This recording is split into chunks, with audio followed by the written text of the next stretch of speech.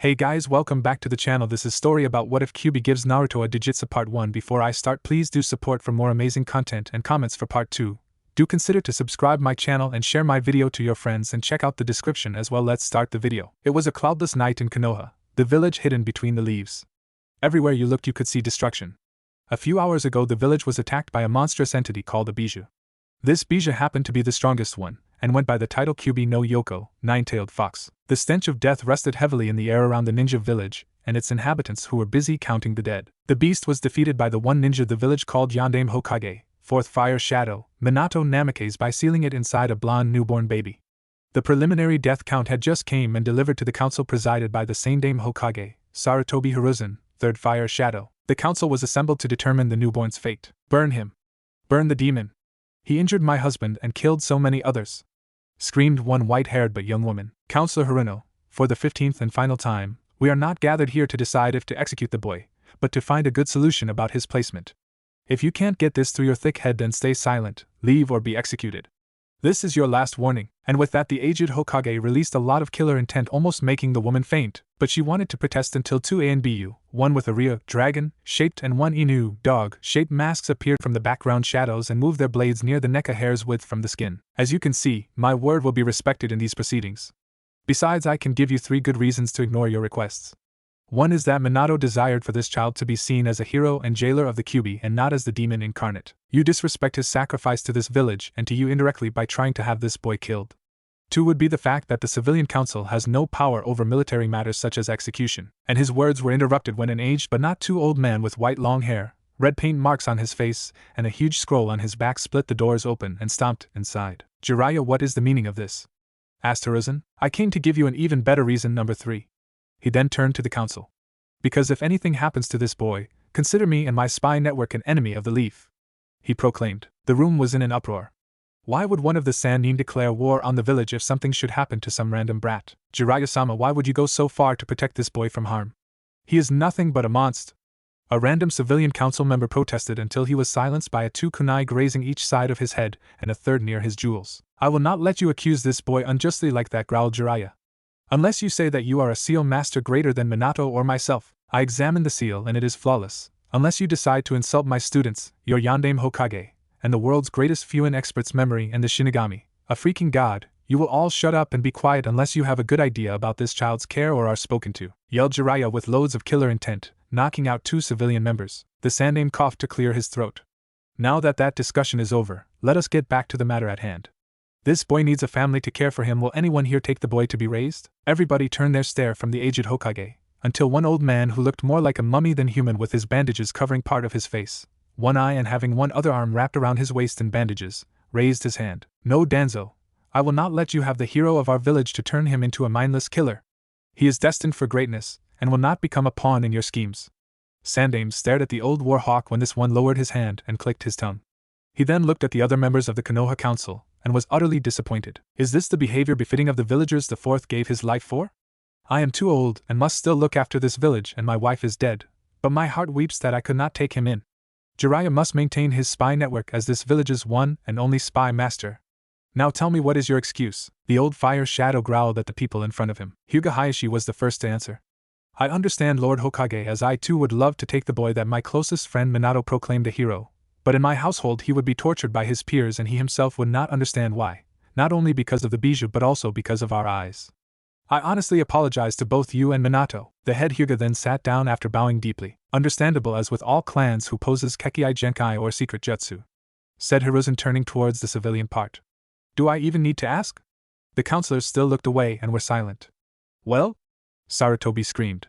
They all shook their heads. The Hokage let out a sigh. Then I have no choice. The boy shall be placed under the supervision of Danzo was flashing his eye grin when Hiruzen finished the orphanage. The warhawk jumped on his feet to say, Hokage-sama, you can't be serious.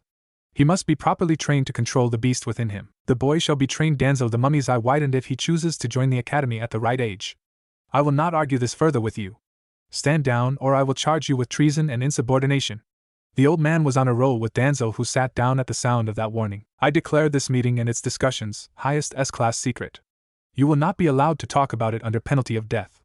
Also, this category of secret is that no one will ever be allowed to speak about the contents of the boy's seal except myself and the boy himself. This meeting is adjourned, declared the Hokage. Inu, yes sir. The AMBU with the dog mask appeared in front of him. Take him to the orphanage and sign him under the name of Naruto Uzumaki. Hi. The AMBU took the boy and disappeared. Almost 4.5 years later, a small blonde child was running away from an angry mob, dashing under fences and jumping wherever he could. However, he was still a toddler running from a mob led by shinobi. The child had gotten away from the civilians, but one of the said shinobi, a chunin, shined in front of the boy kunai at the ready. The boy pleaded with his attacker to leave him alone. Please don't hurt me. I didn't do anything. Don't try to trick me, demon. You will pay for the lives you have taken. The man fired a kunai just when 2 swords slashed his neck and abdomen horizontally. But it was too late, as the kunai that the chunin fired sailed through the air and impaled itself into Naruto's chest, missing his heart by 1/1000th of an inch and causing heavy damage to his lungs and arteries. Shit! Exclaimed the dog-masked ANBU. Ryu, we got to take him to the hospital. These wounds are bad. He ordered. Hi! The dragon accepted it, and they both vanished, taking to the roof. On his way there, Naruto drifted to his subconscious. He woke up in a sewer completely healed and wondering where he was. He then heard a low growl coming from a corridor he was in. Deciding to follow his instincts, he let himself find the voice by following the red and blue pipes that connected into what seemed like white boxes before splitting again into more red and blue pipes. He followed the biggest ones until he reached a massive chamber with golden iron bars that had a strange character written in their middle. Oh, how Naruto wished he could read. Come closer.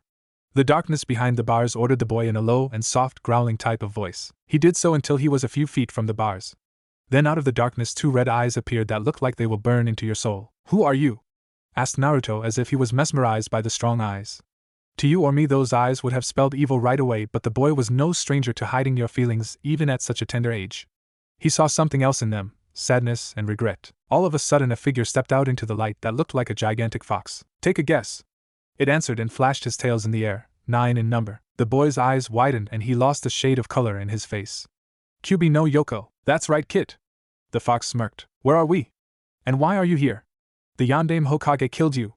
The boy calmed down and asked. We are inside you, Kit, in a place called your Mindscape. It is a place in your mind where we can meet and talk. As for your second question, think about it. I am an eternal bijou with more chakra than your village's citizens combined, shinobi included, even Hokage. How could one ninja kill me? The fox answered Naruto with boredom written on his face. Naruto was shocked by the truth of his situation. He didn't kill you. He put you inside me. The correct term is sealed. And yes, he sealed me inside you, well, half of me anyway. He took away my in or spiritual chakra to keep my will from influencing you.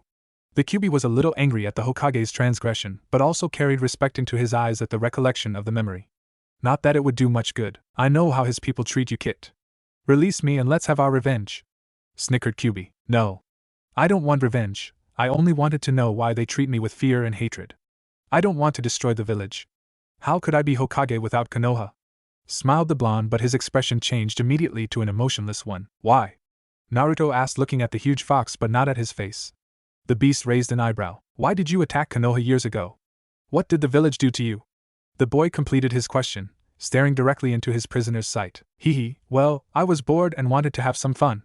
The fox grinned at Naruto. There was a moment of silence from the kid as he stared at the shallow water at his feet with his bangs shadowing the top part of his face. Liar! Naruto whispered. What? The bijou asked. Naruto jerked his face up with pain in his sky-blue eyes. I said you are a liar! Yelled the boy. Don't lie to me. I can see the regret in your eyes when you think about that day. And I saw the pain when you lied. The blonde started sobbing with half-closed eyes, and I can also see that you are not evil at all, just. The fox dropped his smile and launched a claw at the child through the bars that stopped near his face. Why did you stop your claw? You had enough space, and if I die in here you will have my body and be free. Naruto stopped sobbing and was looking with compassion at the Kyuubi. This shocked the fox bad as he started stuttering. I don't see. You are not evil, you are just in pain. Why? The boy was concerned for his prisoner. Now the silence came from the fox. Why do you care, brat? Asked the fox, trying to hide his own insecurity. Because I know how bad it hurts when nobody cares if you are hurting. Nobody deserves that kind of treatment, bijou or human, nobody does. Naruto answered sincerely. The bijou was thinking something deep as the top part of his face was shadowed and his eyes were closed. You remind me of somebody I knew a long time ago, Kit. He was also a kind busybody who could read the pain in one's soul. If you don't mind me asking, who? The kid tilted his head slightly with a cute and curious look. The original shinobi and my father. The sage of 6 paths, the bijou answered as a tear fell down his cheeks. He was also a person who cared for the sufferings of others selflessly.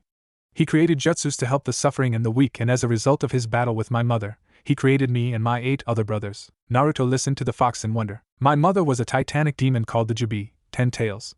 It rampaged across the countryside, leaving destruction in its wake and causing pain and suffering to all that it came across. The old man could not stand this and battled the monster until it appeared as if it was winning. With a flash of genius, the man created a seal and became the first Jinchuriki, human sacrifice, or a human with a bija sealed inside of him, but it was powerful, and so near his death he used an incredible technique and split its chakra into 9 others, one of which created me. The blonde was sitting lotus style on the wet floor of the sewer prison and was absorbing the knowledge of this story. Before he passed on, he told us that we were born out of the Kyuubi soul, but we could follow the right path. Kyuubi felt sorrow drown him. I'm sorry, old man. I let you down, he cried, looking to the ceiling. No, you did not, yelled Naruto. Wake up. Who told you that? Who made you think like that? Naruto screamed as loud as his lungs could let him. People have used us as tools of war for a long time, Kit. You weren't my first host. I just let their anger and greed leach into me and lost my way into darkness. I failed. The fox was looking depressed. So? When you hit the bottom, there is nothing to do but climb up. Snap out of it, damn it. The past is history. You have a whole future to make amends and change. If you admit defeat so easily, I will personally kick your ass back onto the right path. You have my word. And I never go back on my word, for that is my ninja way. The boy yelled at the fox with diamond-hard resolve. Kyuubi looked at him in wonder and shock. Flashback. An elderly man stood in front of a young Kyuubi and his other tailed brothers. He was the sage of 6 paths, founder of the ninja world. The kind man was giving them his final words, and between them was the line, and unlike when you were within me, you will be lead down the right path. Flashback end. Kurama. He whispered. What? The blonde asked. My name is Kurama. And with that he gently stretched a claw through the bars. Hee hee. It's nice to meet you, Kurama Nai-san. I am Naruto Uzumaki, the future greatest Hokage. The kid grinned and touched the claw. Both he and Kurama smiled. Naruto woke up in the hospital ward with his chest bandaged and a little painful, but not too bad. He remembered his talk with Kurama and how he told him that he will protect him the best he could, and if he ever wanted help, he would gladly give it. He also showed Naruto how to access his chakra. That's when they both got a surprise. Flashback. Okay, Kit, close your eyes and look deep inside of you. You should feel it as pure power coursing through you. Found it, answered the blonde. Grab it and don't let it slip. Pull it up as you return from inside your mind. Alright, here I go. And after 2 seconds, Naruto opened his eyes and found himself swirling with bluish chakra. Great job, Kit. Why? The fox was surprised when the child's blue chakra started shining white as all the squares on the walls of the Mindscape started glowing in the same way. What? What's going on? Naruto got a little nervous at his Nai-san's reaction. Well, I'll be. Looks like you got Ranpu, light, chakra capabilities, kid. Congrats. I haven't seen that in nearly 400 years. Strange though, it usually appears in people exposed to poisons or diseases as it has strong purification abilities, but my chakra should have kept you safe from of course, my chakra. Kurama was acting strange while explaining the strange light to Naruto. What's wrong? Is it bad? The kid was getting worried. No, Kit. It's just that the Ranpu chakra in your body manifested as a result of this seal leaking my chakra into your system. If taken without my approval, it is highly corrosive and dangerous for any human, but because it was a small amount over time, your body adapted to turning your yin chakra into Ranpu element as a safeguard against my yang chakra that got transferred to you without my help. Cool. So what can it do?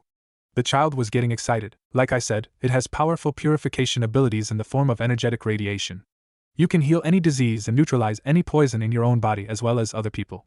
Besides that, it gives you control of any form of light or radiation. Plus it can energize your whole body or specific body parts to work better. I think I even remember a few jutsu using light element, and you don't have to do training to use them since your body can produce it naturally instead of you willing your chakra to change into it like normal elemental jutsu. Try directing some chakra to your eyes and after that send some to your brain. Kurama explained. Naruto struggled with it at first but then got the part with the eyes. When he opened them he was shocked as he could see his Nai-san's chakra pathways as clear as day, and also his outline seemed filled with spots and covering the whole spectrum from red to blue. He could see all details in a way that would make a Hyuga green with envy, as well as a whole lot of things and energies that he didn't see or notice before. That, Naruto, is called the Shinsugen no Jutsu, Eyes of Truth technique. It lets you see in the dark, see chakra and chakra pathways. Also thermal vision, and judging by your expression that is what you are seeing now in me. You see hotter spots from orange, red or white for the hottest and blue, violet or black for colder. Also you can see X-rays and gamma rays and that lets you see through walls. You can also see in a perfect sphere around yourself and amplify natural light to zoom to any distance proportional to your chakra quantity and control. It also makes you very resistant to genjutsu or any kind of illusions. It is believed that this was what caused the birth of the Byakugan, though nobody knows for sure. Naruto got that part down and got to sending Ranpu chakra to his brain. Everything slowed down, even him. This worried him a little and caused him to release the technique. I see that you tried the Sojin Seishin no Jutsu, mind purification technique. It accelerates your thoughts as well as clearing your mind of unnecessary thoughts. It gives you the same mental steadiness as a master monk's as well as a good amount of extra thinking time. Also, you see everything slowed down, so you will have a detailed view of every action, giving you time to plan your next move or analyze a fast situation or jutsu. Just like the previous jutsu, it's limited only by the quantity of Ranpu chakra you. The kid was excited that he could do something so awesome, and was wondering if Kurama knew anything more. Unfortunately, the fox couldn't remember anything more except that he could purify another person by placing his hands directly on the skin of that person and pumping pure Ranpu chakra into that person. Flashback end. 2 months later, on the 10th of October was the festival celebrating the Yondaime Hokage's defeat of the Kyuubi, and coincidentally it was also Naruto's birthday. And what a birthday present he got! He was kicked out of the orphanage, the caretakers saying he was old enough to live on his own.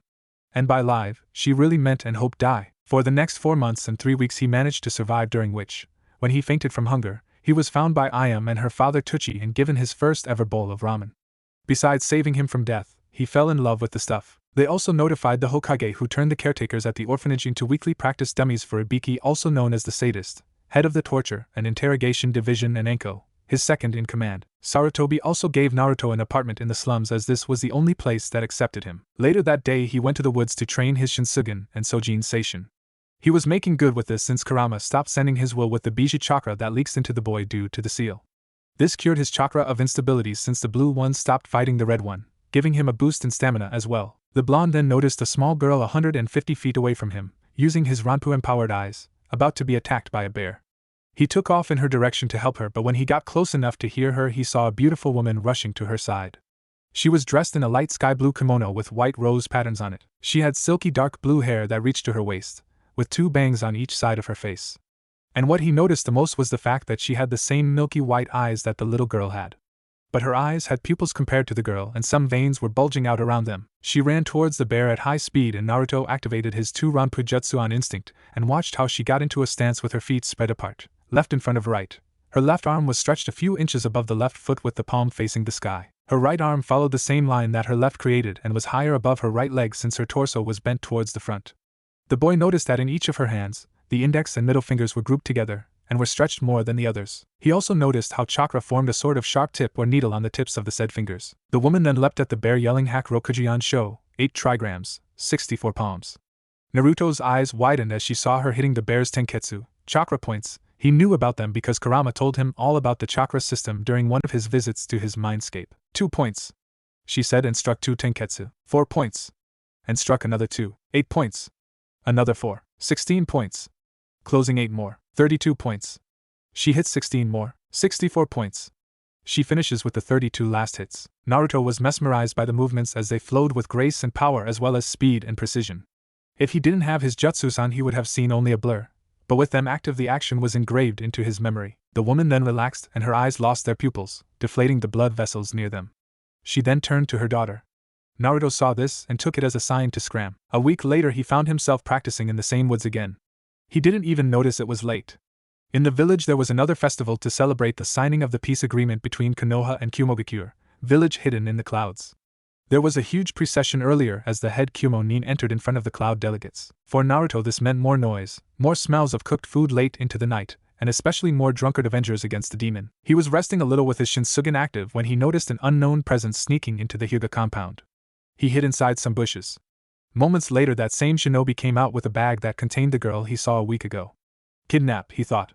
He jumped out of the bushes, Shinsugen alit. Let her go, he commanded. The shinobi was a little surprised, but then he noticed that he sensed no other presence nearby. Get out of my way, brat, he returned. Naruto growled a little and then launched forward.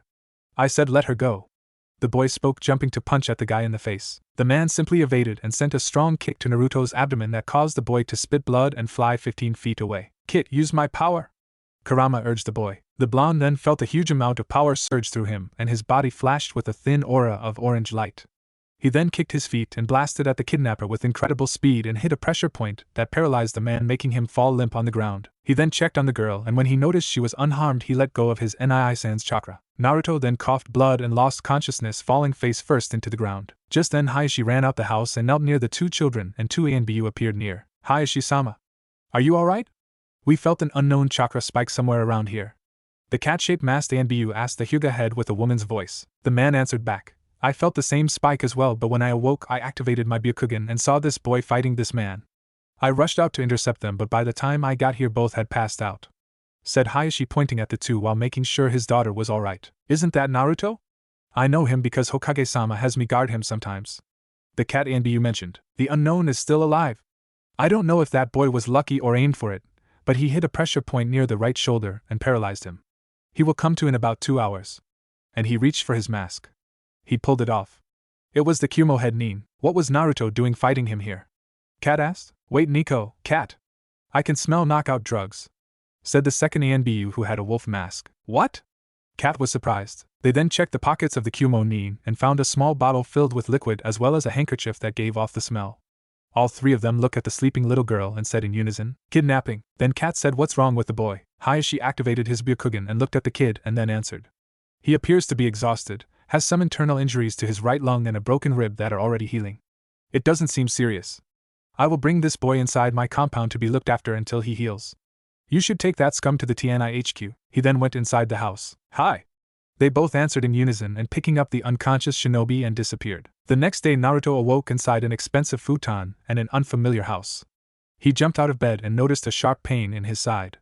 He was also found out that he was dressed in an expensive-looking sleeping robe made of silk. Then the memory of last night's fight came to him and figured out that his pain was caused by a kind of injury. Don't worry, Kit. I will have you patched up by noon. The fox reassured him. Nisan, do you happen to know what happened to me after? Sorry, Naruto, but when you black out it cuts my connection to the outside world as well. I see. Then there was a knock at the door. Naruto-sama, are you awake yet? A soft woman's voice asked behind the screen of the door. Yes.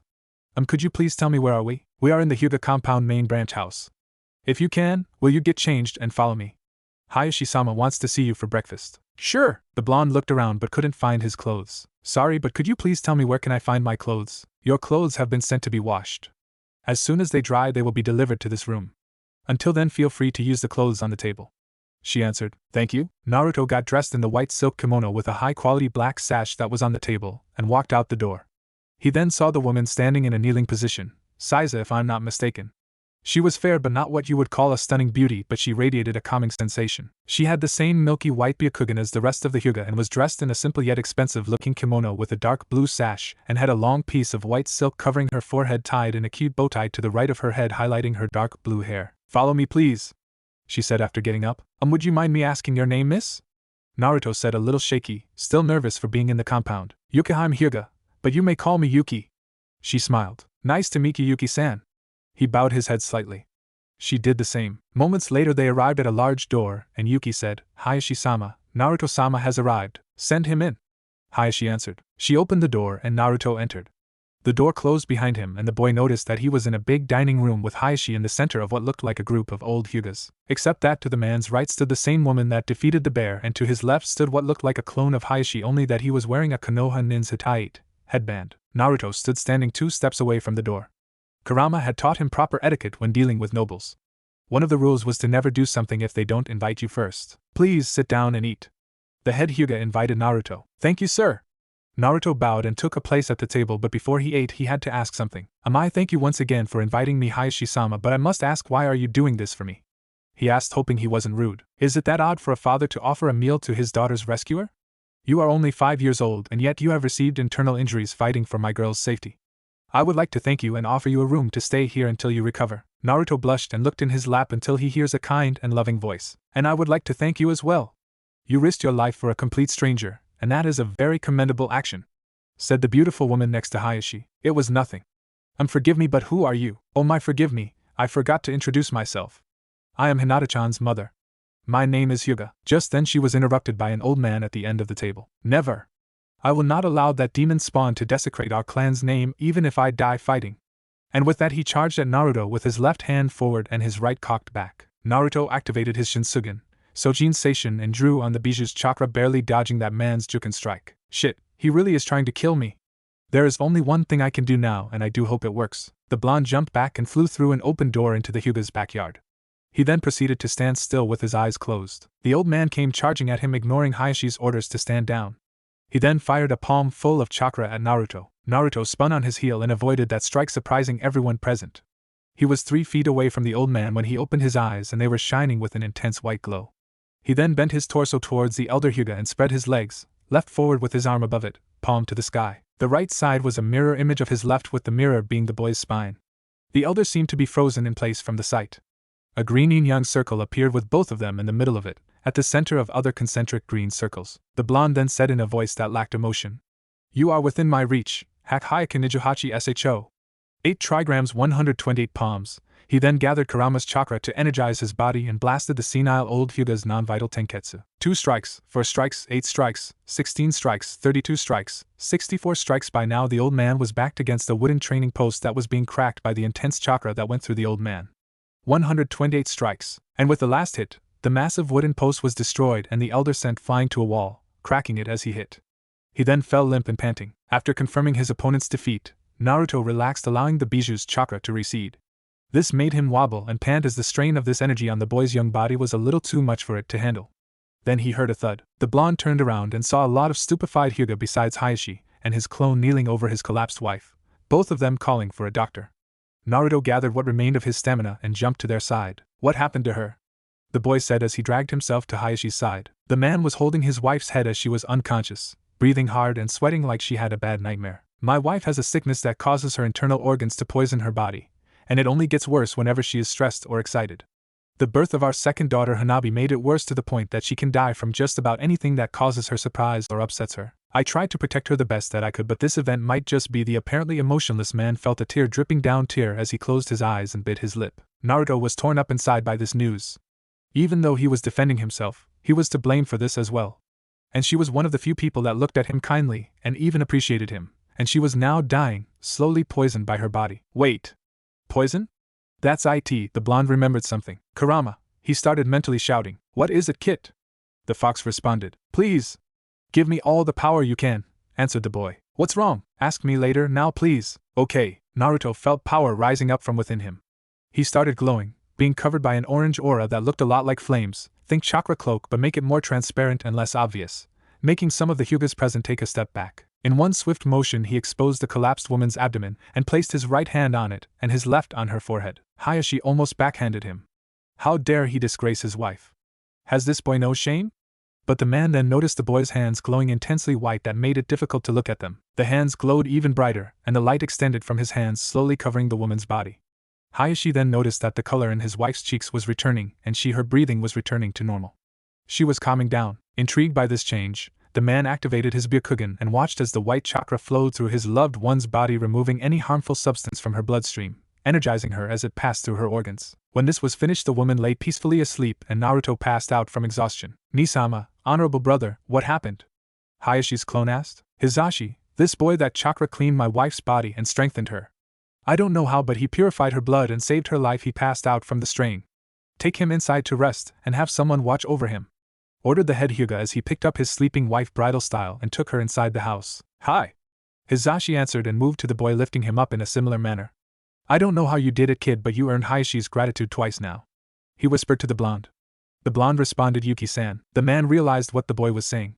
"Send for Yukiheim and have her watch over this boy," Hizashi ordered, and the present Hyuga complied. 2 days later, Naruto was sleeping when he felt something cold and wet moving across his face. He opened his eyes and saw Yuki knelt down next to his head, wiping his forehead. "Hello, Yuki-san. What time is it?" he asked wearily. "Good morning, Naruto-sama. It is 9 o'clock in the morning. You slept the whole day after you saved Hayashi-sama's wife, and the day after. I watched over you this whole time," she said with a smile. "Thank you, and I'm sorry for being a bother," said a slightly embarrassed Naruto. "It was no trouble, Naruto-sama," she answered to the boy, but her eyes clearly showed pain. "Liar! Your eyes are like mine, they show pain." "Why?" The boy was concerned and saddened. The woman bit her lip and lashed her head at the boy. "Why do you care?" "Nobody does," she answered. The boy stood silent. "What do you know about pain? You are a child that does nothing but dream, play, and then head home where your parents feed you and read you a bedtime story. I'll tell you, you know nothing of true pain." The boy just bit his lip and closed his eyes, turning his face away. "I am a branch family member. We are servants to the main house." She then undid the silk cloth on her head and revealed a mark that looked like a swastika with hooks at the end and 2 horizontal lines on each side that had hooks on the ends facing the main part. "This is a seal that the main house members put on the branch families when we are young to keep our eyes from being used by non-clan members. It destroys our Byakugan when we die, but it is also used by the main branch when we get out of line. When they use this, it fries our minds with pain. Naruto looked at her with surprise and sadness. You just saved my cousin's wife, thank you. She was always kind to us, but don't expect me to thank you for making the main house happy. She snapped, a short pause later. For all I care about that, you can go to hell. You, Yukiheim. A man's shout came from behind them. It was a very angry Hyuga with his Byakugan activated. I came here hearing shouts from this room and find you insulting my daughters and my wife's savior. I think you forgot your place. He growled at her. She cowered away from him looking terrified. Please forgive me, Hayashi-sama. I didn't. Before she could finish, the man raised a half-seal and she fell to pieces in pain, screaming like she was on fire. Stop! Yelled Naruto as he tackled Hayashi to the ground, causing him to release his jutsu. Yukiheim fell on her hands and knees panting. Yuki-san! The boy ran to her and grabbed her shoulders. He then placed a hand on her forehead, and it started glowing white. Yukiheim felt the lingering pain disappear from her head, and then looked at Naruto. Why? After the horrible things I told you, why are you helping me? Ji-san says that you don't need a reason to help somebody in pain, and I agree, he said with a smile. Besides, I think I came to see you like a Nasan, though I'm not sure. I never had a family or even a home. I've lived on the streets for a while now, hiding from bad people who want to hurt me, until Ji-san got me a place to stay all to myself. Besides, I know what's like to carry a mark that you didn't deserve. Naruto said this with a smile and lifted his shirt, showing a lot of scars and the Kyuubi seal. Yukiheim gasped at the sight. Those scars showed a wide range of injuries, but a certain one caught her attention. It was pretty fresh and was the size of an adult's palm on the boy's right side. Naruto noticed this. That one I got about 3 weeks ago when, one night, a drunken shinobi hit me on the back of my head. When I woke up, I was tied to a post and had alcohol poured over me. The man was laughing hard and then snapped his fingers. Sparks came from them and lit the alcohol and me with it. He passed out after one more swig of his booze. I was lucky that he didn't use wire, and so the ropes burned and I got away only with that injury. It was one of the worst times. I'm usually only looked at with eyes of hatred or ignored. When that's not enough, I get chased, starved, kicked, stabbed, or beaten half to death, worse on my birthday. But this guy got creative. He said, smiling. It was only a half-truth. What he didn't tell her was that he could have gotten worse if Kurama didn't surround him with a chakra cloak, but it was too slow, and he still got burned. Yukiheim was shocked. She had a look of dread on her face that was worse than the one when Hayashi came barging into the room. This child suffered so much, and he still had the will to live. He was barely close to 5 years of age, and he had endured more than most veteran shinobi. Hayashi was boiling mad. His best friend's legacy, his wife's savior and his daughter's rescuer had to suffer so much, and he didn't know. Sarutobi is going to get an earful. Yuki then realized the truly horrible words she said to him, and jumped, embracing him. I'm sorry, Naruto-sama. I said all those cruel things to you. I didn't know. I'm truly sorry. She cried. It's okay. You didn't know. Oh, and stop calling me Sama, it makes me feel weird. He smiled, rubbing her back. Okay, Naruto-kun. The boy then got up and walked towards Hayashi, who was now standing. The man looked furious. Naruto then stopped 3 feet away from the man and bowed deeply. Hayashi-sama. I am deeply sorry for my actions earlier. I accept any punishment for them in exchange for Yuki-san being forgiven, he said with full honesty. No, Naruto-kun. Stop. You don't have to do that for me. Hayashi then dropped down to the boy's height and hugged the boy. Of course. Don't worry about that. There will be no consequences. Just then the door opened and the man's wife entered and saw the scene. She was surprised but quickly smiled. Hayashi-san, Hokage-sama is here and wants to talk to you about that Kumo shinobi that tried to take Hinata. Hayashi's face took on a light frown. Thank you, dear. I will go talk to him. Besides, I have a few extra things to talk with him. Naruto-kun, would you like to take a bath in the meantime? Oh, I will take him. And Yukiheim, would you like to join us? She smiled even more. My pleasure, answered Yuki. Naruto then said, I can do it myself, miss. Oh, that's right, I never got to introduce myself. My name is Hyuga Haruko, and I cannot let a child bathe by himself. Our baths are pretty big, and you could drown if you don't know where the deep parts are, she said to the boy in a kind, matter-of-factly way. Pretty, whispered the blonde. Sorry, what? She asked. I said that you have a pretty name. He blushed. Why, thank you, Naruto-kun. Now let's go. She giggled. He nodded and followed both women to the bath. Hayashi then went to see the Hokage. When he got there, his brother Hizashi was already engaged in short talk with a man. I apologize for keeping you waiting, Hokage-sama, said the Hyuga head. No problem, Hayashi. I came here to tell you the situation with the Kumo ni Naruto caught. The aged Hokage answered. Ibiki said that he was a pretty hard nut to crack, but he eventually confessed to the kidnapping. He also said that the treaty was a cover-up to get a chance to take Hinata back to Kuma with him, and have her breed a lot of Byakugan shinobi. Hearing this, Hayashi shattered the glass of water in his hand, but his face remained emotionless. The Hokage continued: after we sent message to Kuma asking them what is the meaning of this, they responded accusing us of lying about the attempted kidnapping and also you of attacking and injuring their head Nin.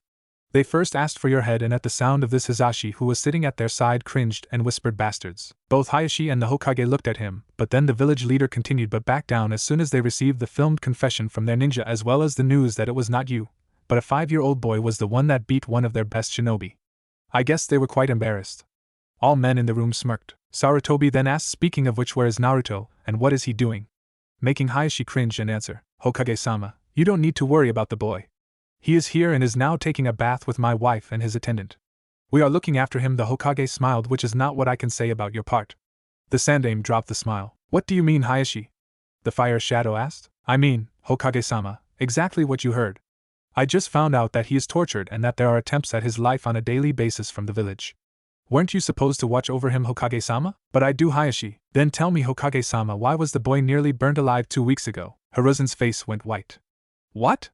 The Kage screamed. He told his attendant Yukihime that, 2 weeks ago, he was tied to a post by an inebriated shinobi, drenched in alcohol, and set on fire. The Nin passed out from the booze and Naruto was left to burn.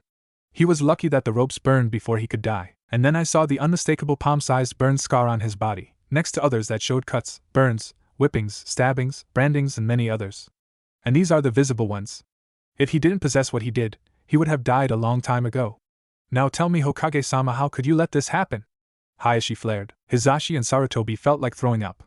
How could that happen to a child? Hayashi, I knew about the attempts and had Anbu guarding him 24/7, but I didn't know that things were this bad. I love the boy like my grandson. The senior shinobi said. I have no doubt that you care for the boy, Hokage-sama, but it appears that not all Anbu are loyal to you. The head Hyuga then let out a sigh. I have decided to take the boy in, to train and look after him. My wife also fully agreed with this. The Hokage was surprised. But Hayashi, won't he be looked down upon here? Besides, how will you train him? He doesn't have the Byakugan. I don't think it will be a problem. The boy defeated a Hyuga counselor with a perfect hack Hyaku Nijuhachi Sho, avoiding any vital points. Sarutobi nearly passed out. What? How? I don't know. But I can train him if he can see the Tenketsu. That is if I have your approval, Hokage-sama. Hiruzen got into a thinking pose for a couple of seconds and answered, I need to speak to Naruto first. Just then the doors opened and Haruko entered. Oh my, I'm sorry for interrupting your conversation. I thought you would be finished by now, she said with a gentle voice. No problem, I was going to call for Naruto anyway. How was the bath? Hayashi spoke. His wife giggled softly. He was very well behaved. I find it surprising considering that he is a boy. They usually run away from anything to do with baths. She looked at the men and they all blushed slightly in embarrassment. The only thing that disturbed me was when he asked if the water is hot all the time. The men raised an eyebrow. I asked him about the source of his question and he told me that at his apartment, the only time he gets hot water was between 6 o'clock and 6:05 a.m., and that he was always chased away from the onsen, public baths. Sarutobi's face lost a lot of wrinkles, frowning, but that wasn't the true shocker.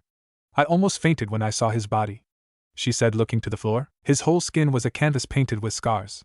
I then activated my Byakugan and noticed that all his organs had signs of past trauma, and nearly every bone was broken and healed multiple times.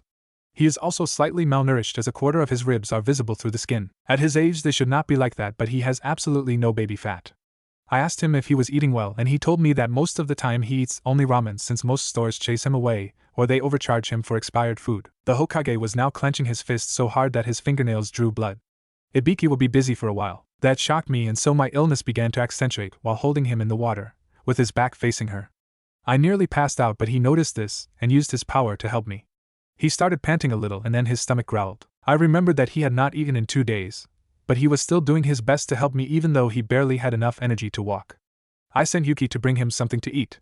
When she came back with some sandwiches, he refused to eat until I would eat as well, saying that, and I quote, sick people should eat to get better. Oh Kami, how can this boy be so kind after all that has happened to him? I was curious and asked him, and he told me that he has 4 people he cares most about, and he keeps going for them. I asked him who, and he told me that they were me, Yuki, his Gigi, grandfather/old man. She glanced at the Hokage, who blushed and smiled, and another person who was a secret. He also told me that it was that person who taught him about manners, chakra and chakra system. It was also that person who always helped him and taught him the true meaning of being Hokage. He told me it is his dream to be, and I quote, the Hokage greater than all others before him, even Jiji and Yondaime. After we finished bathing, I told Yuki to prepare Naruto-kun a proper meal. Everybody in the room smiled and nodded, with Sarutobi once again blushing. Oh dear. I'm sorry for rambling on like this, but I thought that you should know this. I will take my leave now. She bowed. Wait, Haruko. I want to see Naruto when he has finished his meal, and I want you to be here if you think you are able to stay. Asked Hayashi. Of course. Naruto-kun's power gave me a lot of energy. She giggled. Just then there was a knock on the door. Haruko-sama? Come in, Yuki. The woman answered. Yuki came in and bowed. I have come to tell you that Naruto-kun finished his meal per your instruction. Oh dear, that was quick. Did those sandwiches spoil his appetite? Haruko was concerned. No, that was not the case. He finished everything on the table with seconds. Yuki and Haruko's sweat dropped anime style, but there was enough food on the table for 7 people. He asked for seconds and finished them in 10 minutes? And now the men's sweat dropped. Hi! I guess the speed was in subconscious fear that the food will be taken from him. As for the quantity, I looked at him with my Byakugan and saw that it was absorbed by his system at an astonishing rate, slowing down as he finished the meal. What I can tell from this is that he has a variable metabolism that he can control subconsciously, but it doesn't surprise me anymore. Both women giggled and the men nodded and smiled. Yuki, my husband and Hokage-sama wished to speak to him. Haruko told the woman, Hi! And she left. 2 minutes later she returned with Naruto, who was dressed in a white kimono with black pants. He looked in the room and saw the Hokage. He got excited and ran towards the man. Jiji, hey there Naruto. The old Kage embraced the boy he saw as a grandson. Hayashi then coughed and said, Naruto-kun, there is something important I wish to ask you, but first would you tell Hokage-sama and me what you told Haruko and Yuki before and in the bath, with details. The boy nodded and started telling the whole story with even more details while staying in Haruko's lap with their hands touching, occasionally flaring his Ranpu chakra to keep her healthy. And that was a good idea because the story was much more gruesome than they originally thought. Naruto told them that ever since he could remember he was looked at with eyes that saw him as something less than human, that the first memory he had was a punch from his orphanage caretaker, that every 2 or less weeks he is chased and half the times he gets away, but when he gets caught he is starved, humiliated, robbed, punched, kicked, mugged, slashed, stabbed, burnt, crushed, used as target practice for jutsu, though rare since it alerts shinobi of chakra usage, and many other horrible actions that are too painful to remember, until the ANBU come but sometimes are late or they never appear. The women were tearing up and embracing him tight. The men were boiling with killer intent. Oh, Ibiki will be busy indeed. Naruto, why didn't you tell me about any of this? The old man was furious. I didn't think it was a big deal, said the boy, a little frightened by his Jiji's reaction. It was a big deal, Naruto. You could have been killed each time, yelled Sarutobi, making the boy shiver and back up into Haruko, who noticed this. Hokage-sama, please calm down. You are scaring the poor boy, she said with motherly love, tightening her hands around the blonde, reassuring him that he was safe. The old man then looked at Naruto, who was still shivering a little bit. I'm sorry, Naruto. It's just that I care for you and I don't want you to suffer like that, and neither did the Yondaime Hokage. The man said, rubbing his forehead. It's okay, I know. I just thought that I did something to make them mad at me and didn't want to upset you too, said the boy.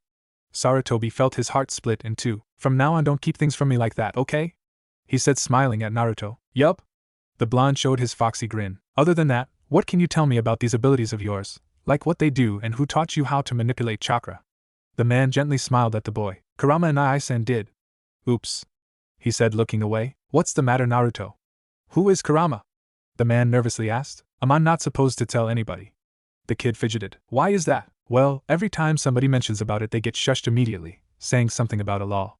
Naruto said matter-of-factly. The temperature in the room dropped a few degrees and all the people in the room began looking like ghosts. Naruto, the Hokage, broke the silence. Is Kurama the Kyuubi no Yoko? The Hokage wearily asked. I told you I'm not supposed to talk about it. I don't want to break the law, the boy said, lowering his chin into his chest but keeping his eyes on the old man. The old man's sweat dropped. I know about the law, Naruto, and you and I and anybody else who you tell are allowed, so come on, is it the Kyuubi? The old man hoped not, but Naruto nodded, much to his displeasure. Naruto, that demon is evil and dangerous. You should know better than to talk with it. He could Hiruzen shouted but was interrupted by the blonde. Stop it! Don't be mean to Kurama and I-san. He is not bad. He helps me all the time while you don't even know about me being beaten. You don't know anything about him. Naruto snapped at the man, making him jump in surprise and a little shame that the boy was right about him not knowing about torture. But Naruto, if he isn't evil, why did he attack the village last time? The Hokage asked, more rhetorically than curious. About that he said he was really sorry because he couldn't stop himself. He said he was under a Genjutsu or something like that. Genjutsu, corrected Haruko. Yes, Genjutsu. He was under a Genjutsu, and when he woke up he was already being sealed. All he remembered was a creep in a mask with an eye that was red with a strange pattern. He called it Eternal Manjinga or Manjikyu Sharingan Sharingan. Dear Haruko corrected again with a little amusement at the mistake, but she was still a little unnerved by the boy's words. Yes, Sharingan. Eternal Manjikyu Sharingan, and after that he blacked out. He told me he was sealed in somebody else before but couldn't remember who. Anyway, he was still sealed inside that person when the creep with the mask appeared before him, and then poof, he was inside me.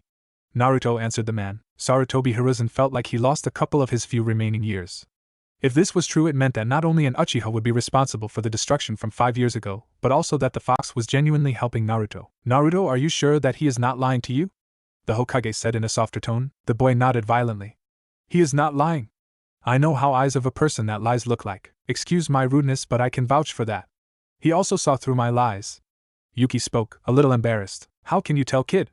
Hisashi ached. Well, Mr. Hisashi, Hyuga the blonde was interrupted. Well, Hisashi-san, I always notice how most people look at me with anger, and I try to stay away from them so they won't beat me. I guess I just got used to looking at everybody's eyes and tried to figure out how they see me. From there I must have figured out how to tell lies. I can also see the pain when people are hurting. The blonde answered. How so? The man asked. Well, they look like mine. This made everybody flinch. So don't be mean to Nai-san. He's a good guy. It's just that he's lonely and misunderstood. And Naruto proceeded to tell them the story about the birth of the Bijou and the Sage of Six Paths. About how greed and ambitions changed the beast for the worse, and how Kurama fell into despair and succumbed to anger. The people in the room were deep in thought. The story seemed plausible. That would mean that the Sage of Six Paths was real and that the beasts were his legacy. Naruto then froze in place with his eyes closed, making Haruko worry, as nobody else noticed this. After a while the boy opened his eyes. Gigi, Kurama Nai-san says if you take my hand and meditate then you can meet him yourself. Oh, and he told me that don't worry about the danger. You will only be a mental protection or something projection. Haruko was giggling that she was on a roll. Naruto continued, and that he is behind the seal. The blonde reassured the man. Hiruzen hesitated a little bit but then grabbed the boy's hand. He then closed his eyes and then started relaxing.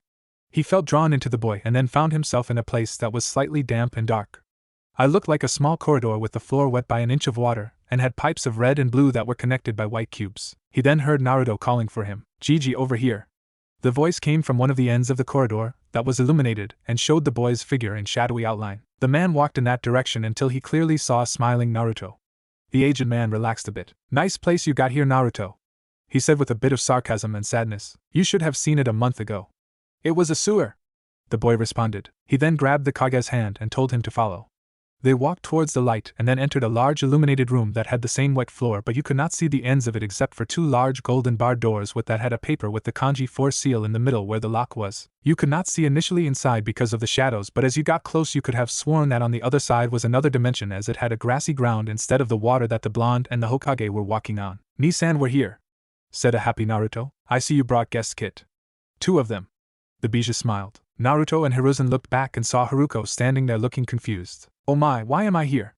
She asked, looking around a little dazed. Haruko, did you by any chance close your eyes and relaxed when I was with Naruto in here? Asked Sarutobi, raising an eyebrow. I guess I did. I can't help that Naruto-kun's power is so relaxing, and when you touched his hand he channeled even more, she said, smiling and looking a little red in embarrassment. It matters not. If you are willing to chat I will allow you to stay. From what I understood from the kid you are a good person, one of his favorites, said Kurama with a smile, causing Naruto to blush and Haruko to smile even wider. He is a very good and kind boy. She pulled the blonde closer. Ahem. The Hokage fake coughed. Excuse my rudeness, but I believe that we have more important matters to discuss. Everybody else nodded. Now then, Kyuubi-san, I heard some very upsetting things from Naruto, but I wanted to confirm them for myself. If you don't mind, would you tell me what you told the boy, the short version, about the Sage of Six Paths and the night you escaped? He said with a serious face. Kurama nodded and began to tell him everything he told Naruto about his birth, a little bit about him growing up but nothing important, and of course, about the event of Konoha's destruction on the day the boy was born, with a little bit more detail as follows. Naruto, do you know when a female host seal is the weakest? Asked the fox. The boy just shook his head from side to side. It is when she is pregnant, with its weakest being when she gives birth, he answered. What does pregnant mean? Asked the boy, earning a sweat drop from everybody else except Haruko. It means when a woman has a baby in her belly, answered the woman while smiling. Ah, I remember now, answers the boy, whispering the last sentence. Now don't you ask how babies are put there, said an embarrassed Hokage. Don't need. I already know. Not interested into that stuff, at least not yet from what I found out, the boy said with a straight face. Oh, and how did you find out? Asked Haruko in a gentle motherly tone but with a hint of extra curiosity. The same place I learned what pregnant means. Gigi should learn to hide his smut better. The blonde let out a sigh and earned the Kage an ice-cold glare from Haruko. The old man gulped but was saved by the fox. As I was saying, my last host had just given birth and the seal was weak. I wanted to get out and run away. I had no intention of destroying anything. The bijou answered with sadness, but then that masked bastard projected himself inside my host, made me go mad and broke the seal. I don't remember anything from then on until I was inside Naruto. Now Kurama presented a little bit of rage. Hiruzen was scanning the fox's expression for lies but did not find any trace of it. He had experience with this as he had to be on his toes as Kage of Konoha. It was either the case that the fox was telling the truth, or he was a master liar, but the man decided to go with the first considering that Naruto also trusted him. So that's all you remember from the time you escaped Kushina-chan's seal, Kyuubi-san? The man asked wearily. Yes, and call me Kurama. If I ever find the fox responded but was cut short by the blonde. Nisan's previous host was someone named Kushina? Asked a curious Naruto. Sarutobi and Kurama froze.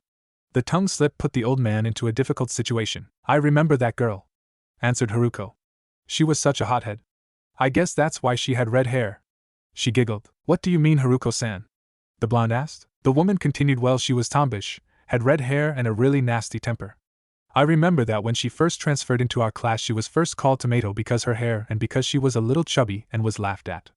The other humans in the room looked a little gloomy. Naruto knew it was wrong to laugh at others and Sarutobi remembered her. But then it got worse until one day half of the class cornered and started making fun of her, and she beat the hell out of them, Haruko said with a smile, causing the rest to shiver, even Kurama. From then on she was called Akai Chishio no Habanero, red hot-blooded chili pepper. I think that her name was Kushina Uzumaki. Yes. That was her. I remember now that all my Konoha hosts were Uzumaki. I remember she was expecting you, Kit, he said smiling. Down below things were looking bad for Sarutobi. Sarutobi was sweating like a waterfall. You knew, was all the boy could say. His face was covered by shadows except for his mouth. I'm sorry. I didn't think that I did it to protect you. Hiruzen was looking for a good way to tell the boy. Why didn't you tell me? I did it to protect you, Naruto. Your mother had powerful enemies and you would be in danger. We couldn't let them know that she had a son. You would have been in danger. The Hokage was desperately trying to calm the boy. He watched as tears fell down the boy's cheeks. Kurama could feel his emotions but decided to stay silent. And the fact that I am the only Uzumaki in the village is very discreet, he said, making the Kage grab his head as he realized the mistake. Who was my dad? Naruto asked in a muffled tone. I don't know. The man put on his best poker face as he answered. Who was my father? The boy asked louder but not screaming. Naruto, I really don't know. The village leader started sweating. Don't lie to me. Naruto looked up with teary eyes and blazing white pupils. Why are you lying? Why aren't you telling me? Do you know how many times I went to sleep while crying? How each night I think that my parents hated me. That they gave me to the yondaime to seal the Kyuubi in me and then left me to die. Do you know how bad it hurt to see every other kid has a parent, or even someone that cares for them when you are forced to dine in a dumpster? Do you? The boy broke. Hiruzen was close to breaking down. He couldn't believe what went on inside the boy. I asked you countless times about my parents, but you didn't know anything. I didn't know if they are dead or if they left me to die. Now tell me why do you still hide them from me? The old Kage's knees gave way as the echoes of the boy's words hit him time and time again. He fell on his bottom, with him still looking at the boy who wasn't angry at all but was deeply sad. I tried to protect you, Naruto, from both the council and foreign affairs. Both your parent had powerful enemies that would have stopped at nothing to kill you if they found out that you were their son. Please, Naruto, understand that I did the best that I could to help you. Bowed the man. I will ask you one more time? The blonde could crush rocks with that stare. Sarutobi closed his eyes and said, Minato Namikaze, the fourth Hokage. The boy's eyes went wide for a moment, and shut closed after sobbing silently. I know that I caused you so much pain and I know that I failed you. Forgive me. The Hokage bowed deeply. I forgave you a long time ago. I resolved that if you knew and didn't tell me you had a good reason not to, answered Naruto, causing the Kage to look back to him. But know this. You told me once that trust is gained hard and lost easily, and that to gain trust you have to give even more back. The boy closed his eyes. You didn't trust me to know who my parents were. You didn't trust me to keep their identity secret. If you told me to keep this a secret, they could have roasted me slowly and I wouldn't have talked so as to not disappoint you. Screamed the boy, making the Kage start crying. Today you have gained my forgiveness for this, but you also lost my trust, and it will take a lot to get it back, Hokage-sama, said Naruto, turning his back to the old man while he was stretching his arm out as if he wanted to grab the boy. Those last words fell on the man's heart like a ton of bricks. He was no longer Jiji, no longer Naruto's grandfather. I understand, Naruto. I let you down and I deserve that, but please do not hate your parents. They loved you more than anything and they wanted to see you grow up, but they died, impaled by Kurama-san's claw. Kurama looked down and away. Naruto turned back with a smile. Hate them? Why would I want to hate them? Everybody else blinked twice in confusion. Anime style, they died protecting me and the village and gave me a friend and brother. They were great people that I can look up to. Just wait, Hokage-sama. I will surpass you and Dad, and then I will come for your seat. I promise you that. He said, raising a fist in a kind of straight punch motion. Kurama mentally renewed his vow to protect and help Naruto. The Kage said that he will be waiting, and Haruko gave him a motherly kiss on his cheek that made him blush. Also, Hokage-sama, I want my dad's jutsus, Naruto said in a serious way. Hiruzen got into a thinking pose. Now that is a problem. I can give you the scroll for the jutsu, but it might be stolen from you or fall into the wrong hands. I know you are strong, but you are not strong enough to protect it, said the man, with Naruto first pouting a little but agreed to the man's logic. The boy heard stories about how powerful the Hiraishin and Rasengan were and knew most people would die to get them. It didn't help that he was the demon brat, and that was a world of trouble alone. But I'll do better. I will have my guards teach you the Hiraishin and some other exercises secretly. They were your father's guards and they know it, but you will have to adapt it to yourself. Also, you are not allowed to use it until you are genin. Promise me that, said Sarutobi, and the boy promised. As for the Rasengan, I don't know anybody who can do except Jiraiya, your father's sensei, and he is out of the country for the next 5 years. I will see if he wants to teach you when he gets back. Deal, the boy said. You should get back. An hour has passed already and the people outside might get worried. Be careful, youngster, you lost the kid's trust. See that you do not lose his faith into you and Konoha, said Kurama, and the Kage nodded with full resolve. Everybody, before we leave I must tell you that what we talked about tonight about the Uchiha and Naruto's parents is a highest S-class secret. Naruto, you are allowed to tell anyone you like about your parents, but please try to keep it secret from all but your most trusted people, or you will be in danger. I know it is tempting, especially when you are teased by others, but think of this as shinobi training. Shinobi are entrusted with secret information all the time, and must not reveal it except to certain individuals. Also, Haruko, you may reveal what happened here to Hayashi, but do so in a secure zone, and tell him that revealing this is penalized by death. Understood? Both Naruto and Haruko nodded and then turned to Kurama to say goodbye. Also, Nisen, why do you call Hokage-sama youngster? He questioned, and both Hiruzen and Haruko looked at the fox. Kid, he may be old by your standard, but I have lived for centuries. To me he is little more than a toddler. Sarutobi's sweat dropped and smiled, and Haruko giggled. Then I guess I should call you Kurama Ji-san, hee, smirked Naruto. Why, you little newborn baby? Kurama answered, smiling. Very original, everybody else thought, sweat dropping. Bye, Nichan, smiled Naruto. We will meet again, Kit. Hokage-sama, please snap out of it, yelled an ox-masked Anbu. The old man returned from Naruto's Mindscape looking a little worse for wear, but recovered fast enough to answer to the call. What is it, Ox? Asked the Kage as if he just woken up from a nightmare. Thank Kami, you are all right, sir. I came to inform you that the council has called for a meeting to discuss the Kumo situation. It has already started, said the Anbu, kneeling on one foot and with a fist touching the ground. Naruto was just coming to and was listening to the conversation with interest, forgetting to shut down the chakra to his eyes. I see. I must get to them immediately, but I also have something critical to discuss here. What to do, I know, said Hiruzen, smiling in surprise of his idea. The aged Kage got up and put his index and middle fingers from both hands in a cross shape and yelled, Kage Bunshin no Jutsu, Shadow Clone Technique. Instantly another Hiruzen appeared near him. Hayashi, I am sorry to leave on such short notice.